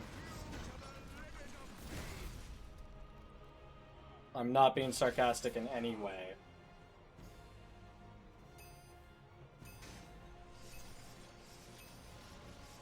Alright. I've been trying to not have to do this, but since this is unskippable, I'm gonna run to the bathroom real quickly. Turbo, cover. Alright, so he pokes him with the swordy sword. You notice that Zobek does have the vampire killer. That is the only thing that's confirmed that would be able to kill Dracula, so that's supposed to be the standoff. But he just gets completely destroyed by the Void Sword, which inside the lore is supposed to control the power of entropy completely. Which, again, having this, I really don't see how anything should be at all a problem for Gabriel, but whatever. There's the vampire killer. We got it now. Another thing is that's supposed to be the only real weapon that's been shown to be able to damage Satan also, so it's relevant for that reason as well. So we've now gotten it, even though it was destroyed and lost in the abyss, but we just have it now. You'll notice that the tip on it is broken as well. On the bottom part of it, that is the shard that was used to forge the chrysogram. So now all that we're going to do is basically go across town, find out where the third acolyte is. We know where it is because we're speedrunners, so we can just immediately go there. So we're supposed to track him down and confront him.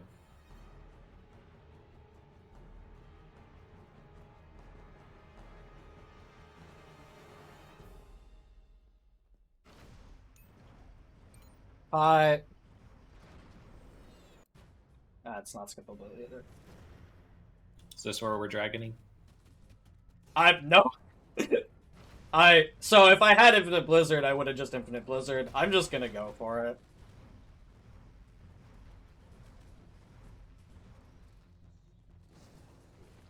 Or I'm not.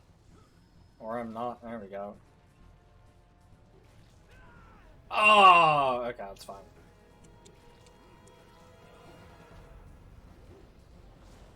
I might talisman if this next one doesn't work. We're fine. Yeah, that skip's pretty annoying to do because you could easily be there for a few minutes. Yeah. That's one of the benefits of getting Infinite Blizzard on the third Acolyte, or second Acolyte fight, but missing it's not the end of the world either. So this is your teleporters, which is literally the first time we're seeing it. There's just not enough teleporters in this game to really do much with. They've been around for the majority of the game. But yeah, there's only 4 of them, and they don't usually lead to relevant places. Side note, that's one of the major pitfalls I find with a lot of Metroidvanias. If you're going to do Metroidvanias, make sure you have good teleporters. You should be able to reach anywhere in the game that you want within like 5 minutes. Yeah.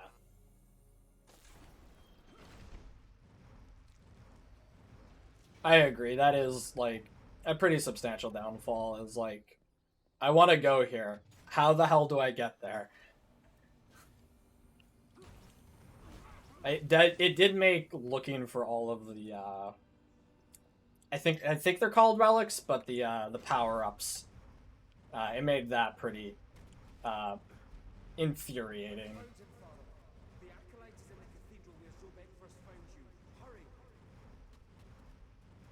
So we're just going to ignore these guys. They are not relevant in the slightest.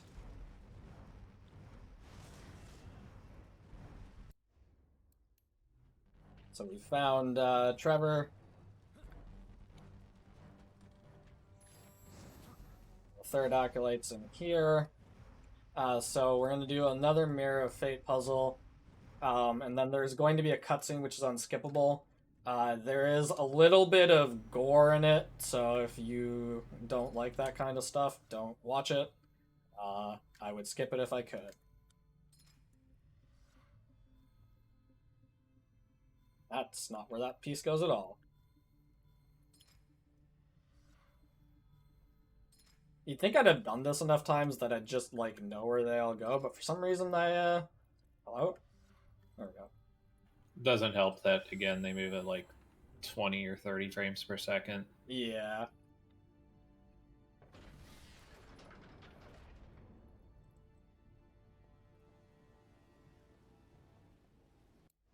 Alright, so yeah, this is going to be the start of the cutscene that gets kind of graphically violent.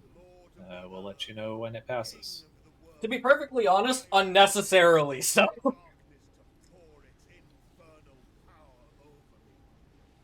Like, they definitely put a lot of effort into the animation, but...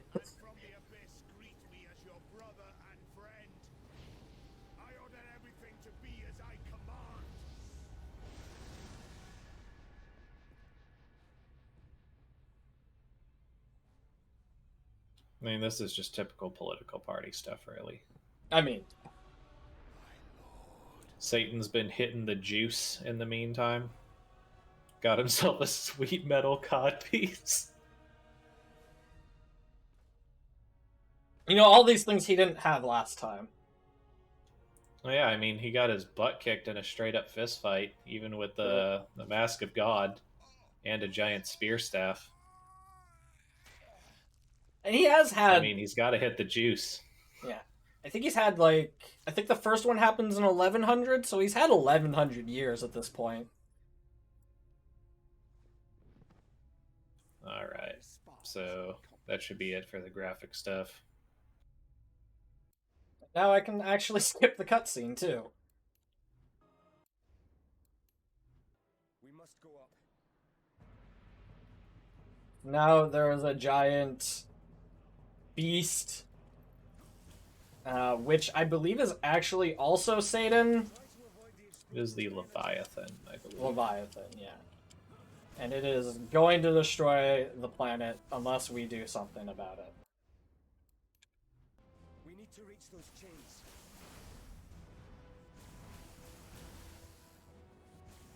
So that, hello? Fart gas all over. Yep. There's kind of two sections here. They're both pretty straightforward. You climb up a certain path. You're supposed to avoid those, but they do 3 damage and don't knock you off. So whatever. They do slow you down a slight amount, but what I've got? I've got 3, I've got 4. I'm just gonna use 1 here then.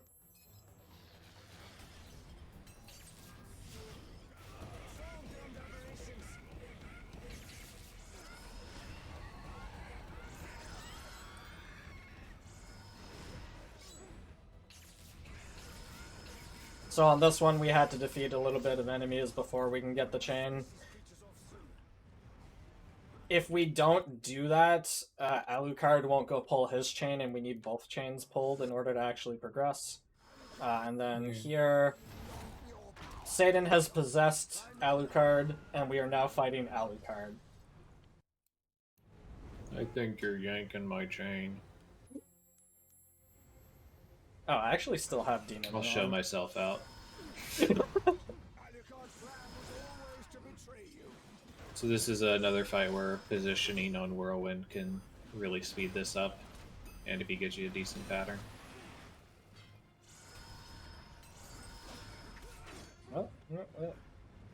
I'm like a little bit off. Yeah, I was gonna say I'm like 1 hit off the next cycle. So we have 4 of these, or 3 of these cycles where he jumps in the air and he becomes untargetable, and we just had to dodge a little bit. You don't technically have to dodge; these don't do enough damage to kill you. And there's no, like, mechanical downfall to being hit by them. And he's always in the air the same amount of time, so...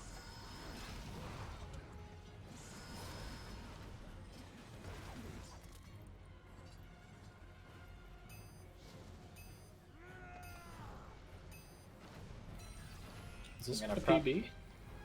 Oh, this is gonna be a PB, yeah. Couple minutes. Probably about 2 minutes. My PB is 2:14:06, so...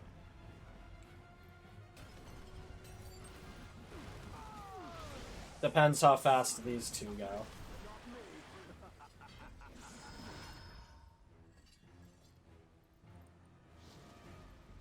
So it'll probably be about a 2.5 minute PB.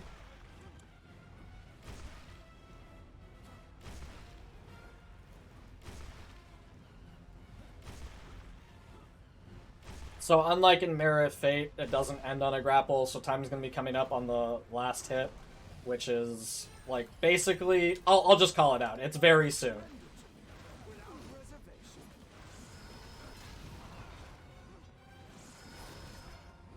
Okay. Now. So that is time. We have defeated Satan. There's a small cutscene. We've also finished like 30 minutes under estimate. So if anybody wants, we can do the DLC, which is about a 20-minute.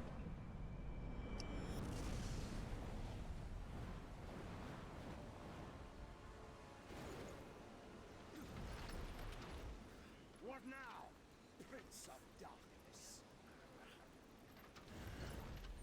Are you going to kill This thing your gives son again? runs that psychological game on Satan. He's like, you aren't gonna kill me. You're gonna kill your son. And he's like, hell I won't. Kill my son before I'll do it again. I know you, Gabriel Belmont. Your feelings will betray you. You won't kill your son to destroy me. You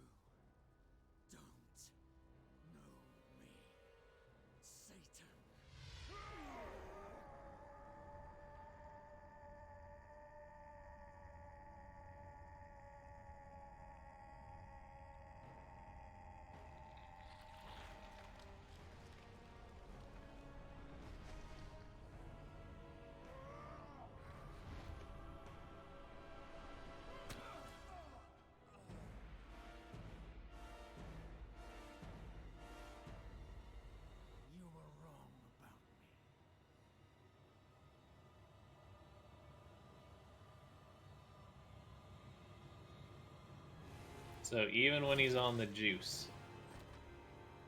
Still couldn't beat Gabriel. The best Belmont.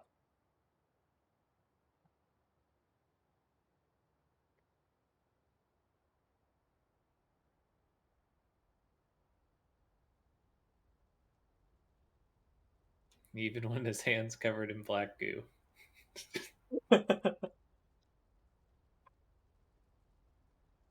Oh no, Alucard.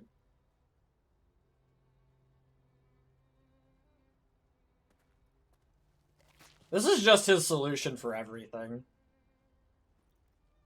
He also kind of bit through armor. Yeah.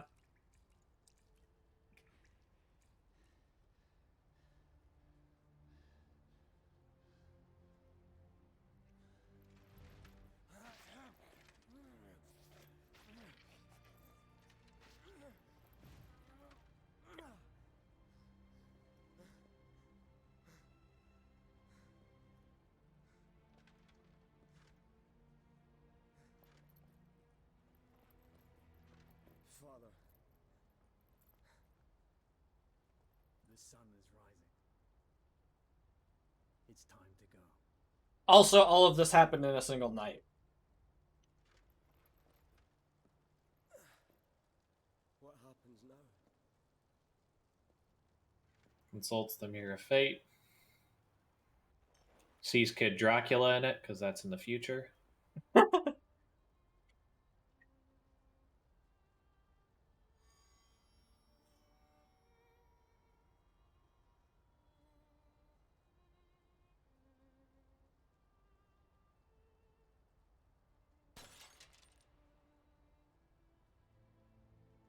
knows what fate has in store? And then we wait 10 years for a third game. You think they're going to get another game? I can hope. That's very optimistic. The third game might fix what's wrong with the story. You get Lords of Shadow Pachinko. As long as it has story, I'm okay with it. With erotic violence. Less okay with it, but... Alright, that's the end of the cutscene. Alright. He goes back into the church. We can now free roam. We can also access Revelations. Which I think I'm at the end of Revelations, which is perfect. I can just new game plus it. So, this is the DLC we've been talking about. We're going to play as Alucard.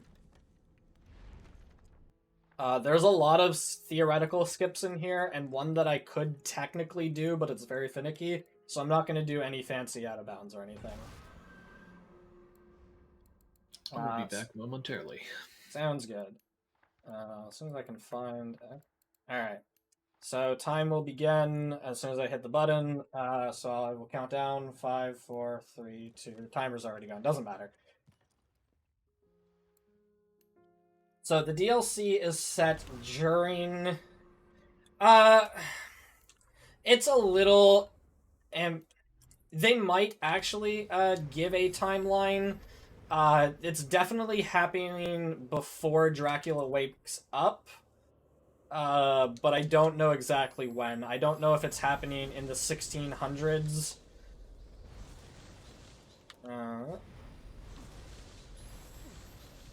But it is taking place sometime between the... So it's between the introduction of the game and, between the, tutorial of the game where they fight the Brotherhoods of Light, giants and when Dracula wakes up. If you could lock on anytime. Okay. So, I'm going to skip this area. This is the same area I did a skip with as Dracula. I need to go down and actually trigger that fight. Otherwise, the next trigger will never load. This one is also a slightly different setup. So, I'm going to hopefully get it second or third try. I do not have the movement abilities. Oh, I'm also still on Prince of Darkness, so let's go ahead and turn that off real quick. So the same thing, we didn't really touch on it in the second game. or the main story.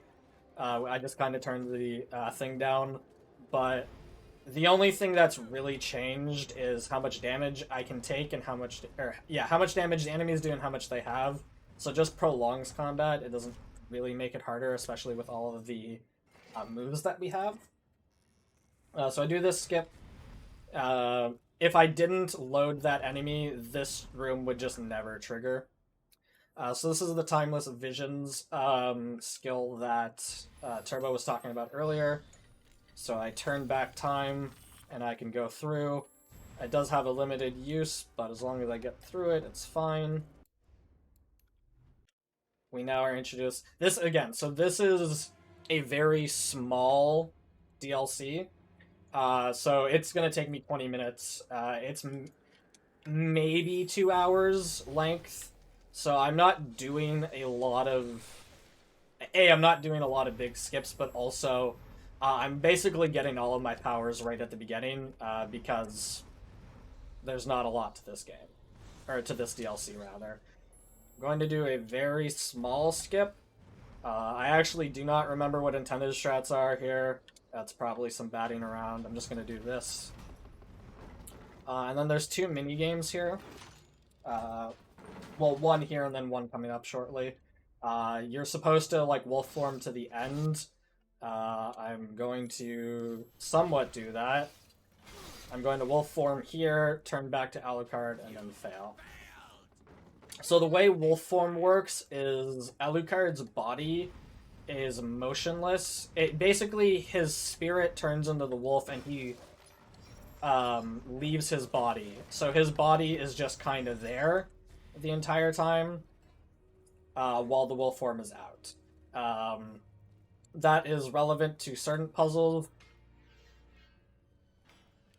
Here, there's like this saw blade here, so we're going to grab the shield, put it in. We are breaking things for drops here. We don't have a shop like we did in the main game, so we do need to break things for drops. We do, however, still have the transmutation rune, so we can still turn any drop we get into an ensnared demon, which is good. Before doing that, this run was a lot more difficult. I'm also breaking a little more than I normally would, because this is a marathon, and we do have people after.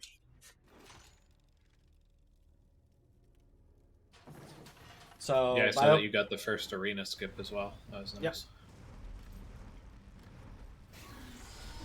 If you let me go there.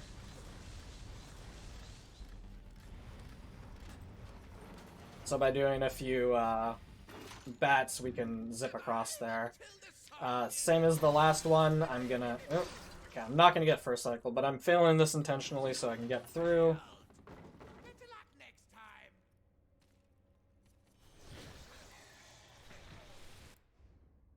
Small cutscene.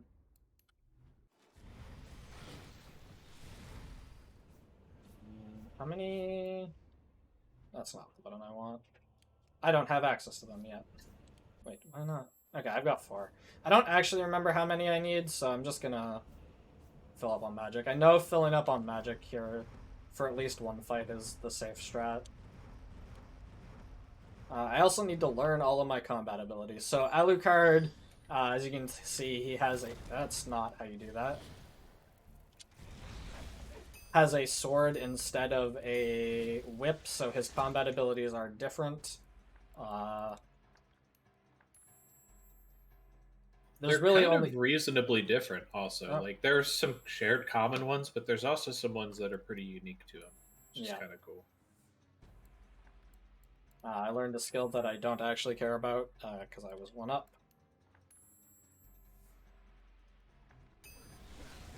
So the 2 main ones are going to be this, which I believe is Ignis Blade, and then the other one, which I can just show off here, maybe. This one, which kind of acts like Blizzard. I do not remember what that one is called. Glacial. Ultimate Glacium or something. Yeah, Ultimate Glacium, I think. Actually, I think it's Ultimate Igneous and Ultimate Glacium. I think you're right. Ultimate Glacium has some really important applications. There's quite a few enemies that kind of like get semi-invulnerable, but if you freeze them, then you can break them into pieces. Yeah. It's kind of hard to explain without actually seeing it. But Ultimate Igneous does tons and tons of damage, but Ultimate Glacium is important for certain fights as well. That's super quick. Well, It's a shame that it's not used in more places. yeah.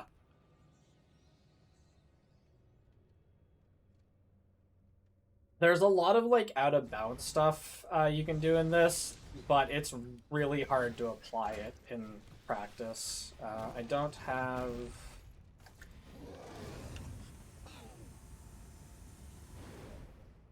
Yeah, I'm just gonna drop one.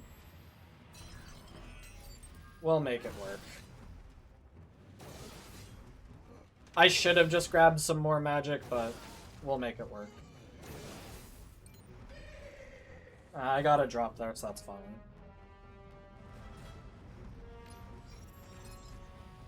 As long as it doesn't despawn. Oh, that's not where I want to go. So there is a small puzzle mechanic, which I applied to the last key even though I didn't need to, just because it makes it a little bit faster. I don't have to like watch the animation of cutting the key. But as soon as I let go of that key, the elevator will go up, so I need to spectral form into it. And I need this shield. The shield is heavy. This is like a puzzle mechanic that's used a few times in this, where I need a shield to hold down a plate.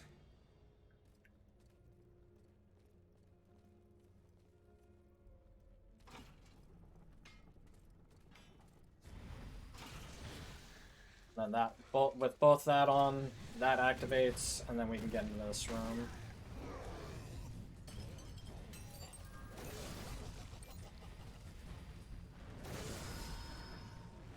So, you'll notice I'm dashing at the end of the blade, or at the end of the attack. Once the damage number is up, the attack kind of goes a little bit longer, but if you dash out of it, you can kind of get it started a little bit sooner.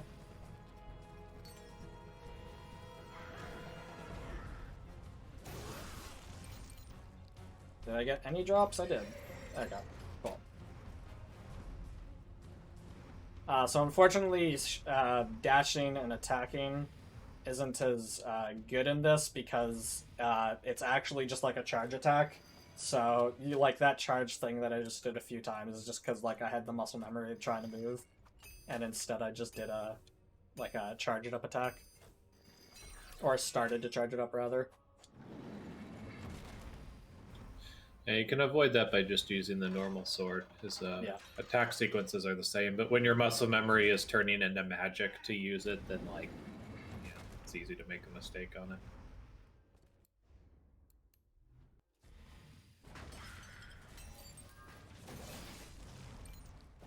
Yeah, so we did get a drop there. I'm hoping to get a few drops here. I'm also going to take the little bit of time to actually pick them up instead of like trying to kill the enemies as fast as possible. Because I don't want them to despawn. Again, if this was like a marathon, or if this was a PB attempt or something, I would go for speed, but it's a marathon, so I'm going for actually completing. We should have... Oh, that sucks. We should definitely have enough to complete the run, or at the very least get pretty close to it. And there's still plenty of places to actually pick up spawns, so... So we've killed this creature, and we now have the Void Sword. We can go hide it. Our mother here is going to talk to us about this thing, I believe. The Traveler, I believe? Navigator. Close. This is gonna Ultra Trinities. Yeah. And this is going to let us teleport between different castle or parts of the castle. It's not actually used in the speedrun, except for when it's telling us how to do it. So this is a spot where I could, and I actually know how to do it, it's just very finicky. There is a skip I could do, which involves the blood in spectral form. Basically, if you fall in on a specific frame, you can, like, get out of bounds, which allows you, to, like, bat through walls, and it just makes it a lot... I'm gonna try something awkward.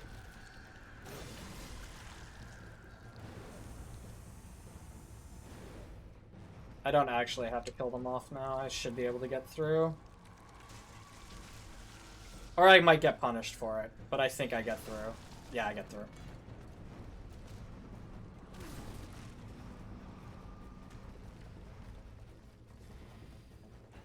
It would save, basically, it would save all the time of running through here to hit the sword so that I can go back, or the switch so I can go back. But it's really finicky, and we haven't really figured out how to actually make any of the out-of-bounds skips consistent. Unless Turbo's, like, sleeping on some strats I don't know about, but... This particular out of bounds I didn't find was... like, it's useful, but not... like, it's not a huge time save, I guess. Yeah. The one in just a bit is more promising, but also pretty punishing if you miss it. For sure. There is one kind of, like, blood abuse I will do, and it's not even really an abuse, and it's definitely not an out of bounds. And I might miss it, so, you know. Yeah, you get one try at it for free. But as far as I know, I think I was the one that found it. I just called it the blood walk. Basically, if you stomp down on this blood as it's going down in a particular room, you can stand in the air, and it allows you to kind of skip some stuff. Nope, that's not even the one I'm going for. Oh, you're going for the reset one or whatever? Yeah, I'm going for the early door. Please jump. There we go. I don't know that I know the one you're talking about, to be honest. Oh yeah, it's great. You just skip like tons of stuff with it because you're very clearly just you're in a position you're not supposed to be because you're just walking in air. You just walk through doors. I mean, walking through doors is usually very good. Hey.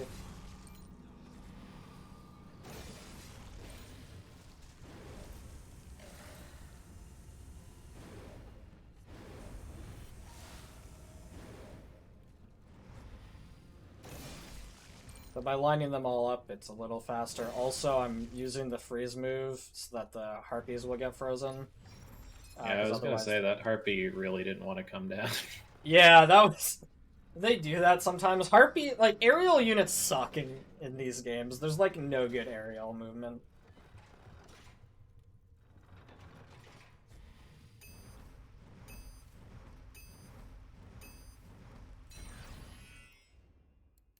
Yeah, so this room is a lot of changing the height of the blood flow and doing some light platforming across these paths.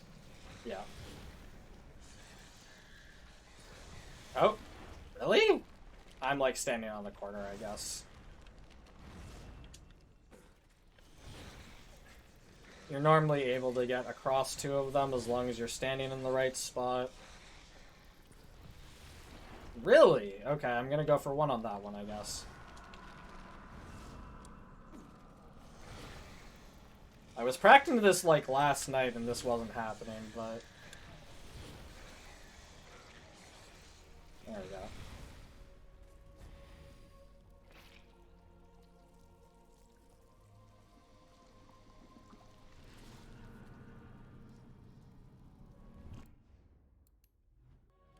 So yeah, every time we go to like these altars, it's going to either lower or raise the blood depending on it. And we've got to do various tasks on the different levels. That was pretty quick. That was very quick. Anchor spot. Sometimes getting the bat anchor spots can be somewhat awkward. Yeah. Your cursor won't snap to them as good as you would like it to.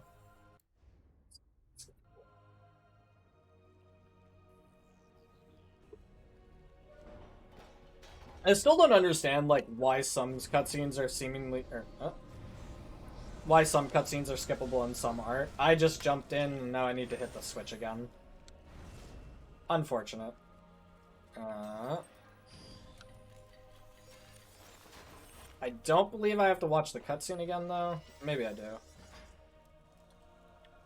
Yeah, I don't. At the very least, I don't have to watch the cutscene again.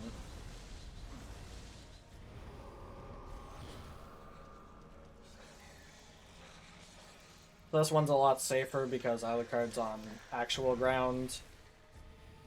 This would be the blood abuse. There's two ways to do it. Like I said, you can do one where you stomp on the blood as it's descending and walk on air. There's another one where you can use respawn abuse.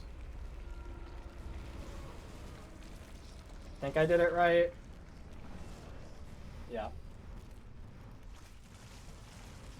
So basically what this does is it gets us to this device fast enough that the enemies can't spawn to hit us.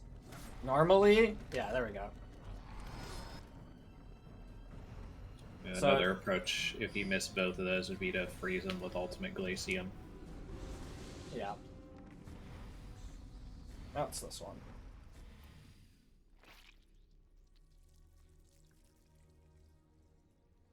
That one saves like a little bit of time, but it basically saves. That's not where I want to be. It saves potentially an ensnared demon and a little bit of time.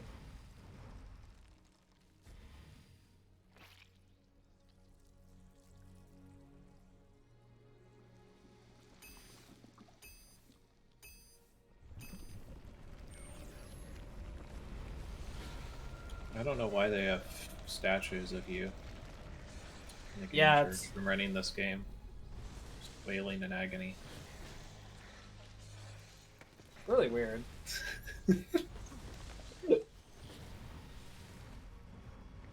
I would say they use the Mirror of Fate, but this game thinks that the Mirror of Fate is a key. So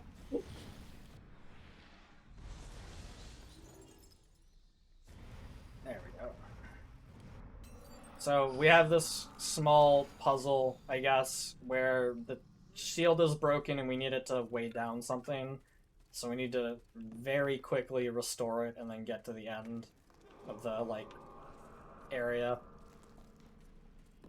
You're supposed to, like, walk around there, but I'm using bat points to get where, like, to where I need to go, because those are just faster. And then I have plenty of time here, so I should have no issues. This thing will, like, fire at me. Even if I get hit, it's fine. Got how many? Well, I've got like 6. So I want to kill this guy pretty quickly, otherwise he summons extras. Right. I missed him, I guess, so that's fine. There's like a bunch of extra items, but I don't really care if I miss them because there's only one more fight.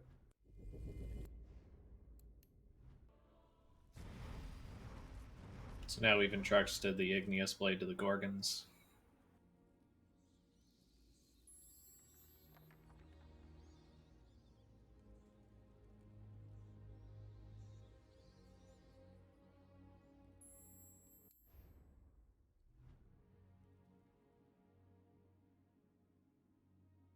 So now we have the ability to go back and backtrack, or we can speak to our mother and then finish the game.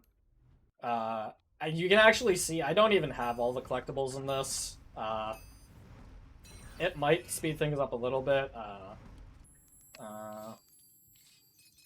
That's not where I want those. I shouldn't need any more than that. I'm dropping it a little early so I have it in the fight. I was looking for a dragon. And so this is Zobek's lieutenant. We had to kill him so we can steal his identity. He teleports behind you. And says nothing, personnel kid.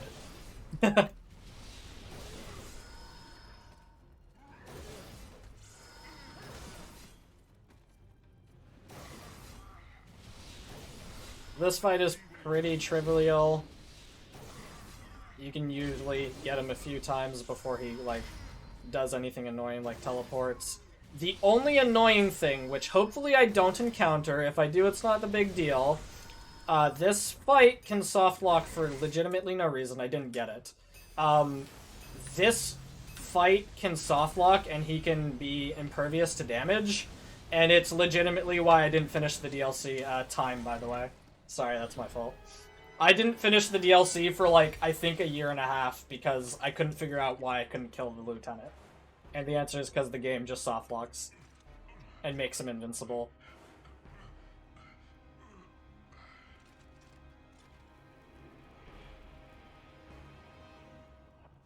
But yeah, that guy's the keeper of PBs. So if he wants to, he can drain well over a minute with just bad patterns. And this is a pretty short run, so losing a minute randomly is pretty rough. I've never had it happen twice in a row, but I'm not entirely sure that it's not impossible. Or that it is impossible to get it twice in a row. It might happen twice in a row, I don't know, is what I'm trying to say.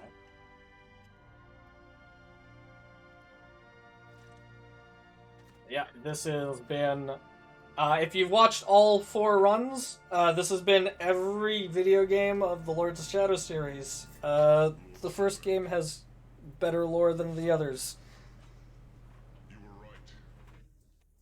He is here.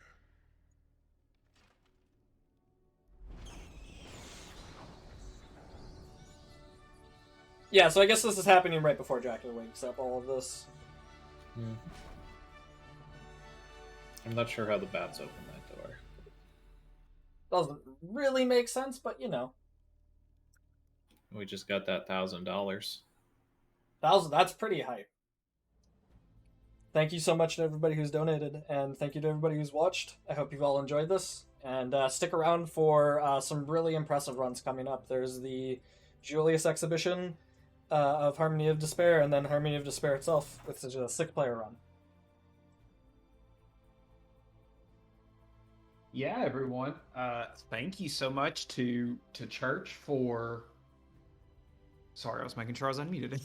Thank you so much to Church and Turbo Dog for those 2 Lords of Shadows runs. It was super fun to watch. I know a lot of people, especially in the past few years, have really come around on the Lords of Shadows games and appreciate them a lot more than it was right when they were released. But thanks so much for those runs. And as mentioned, we did hit $1,000 during that last DLC run with a $125 donation from Retro with Marco, who says, congratulations to all of the participants and thanks to everyone involved for creating this event.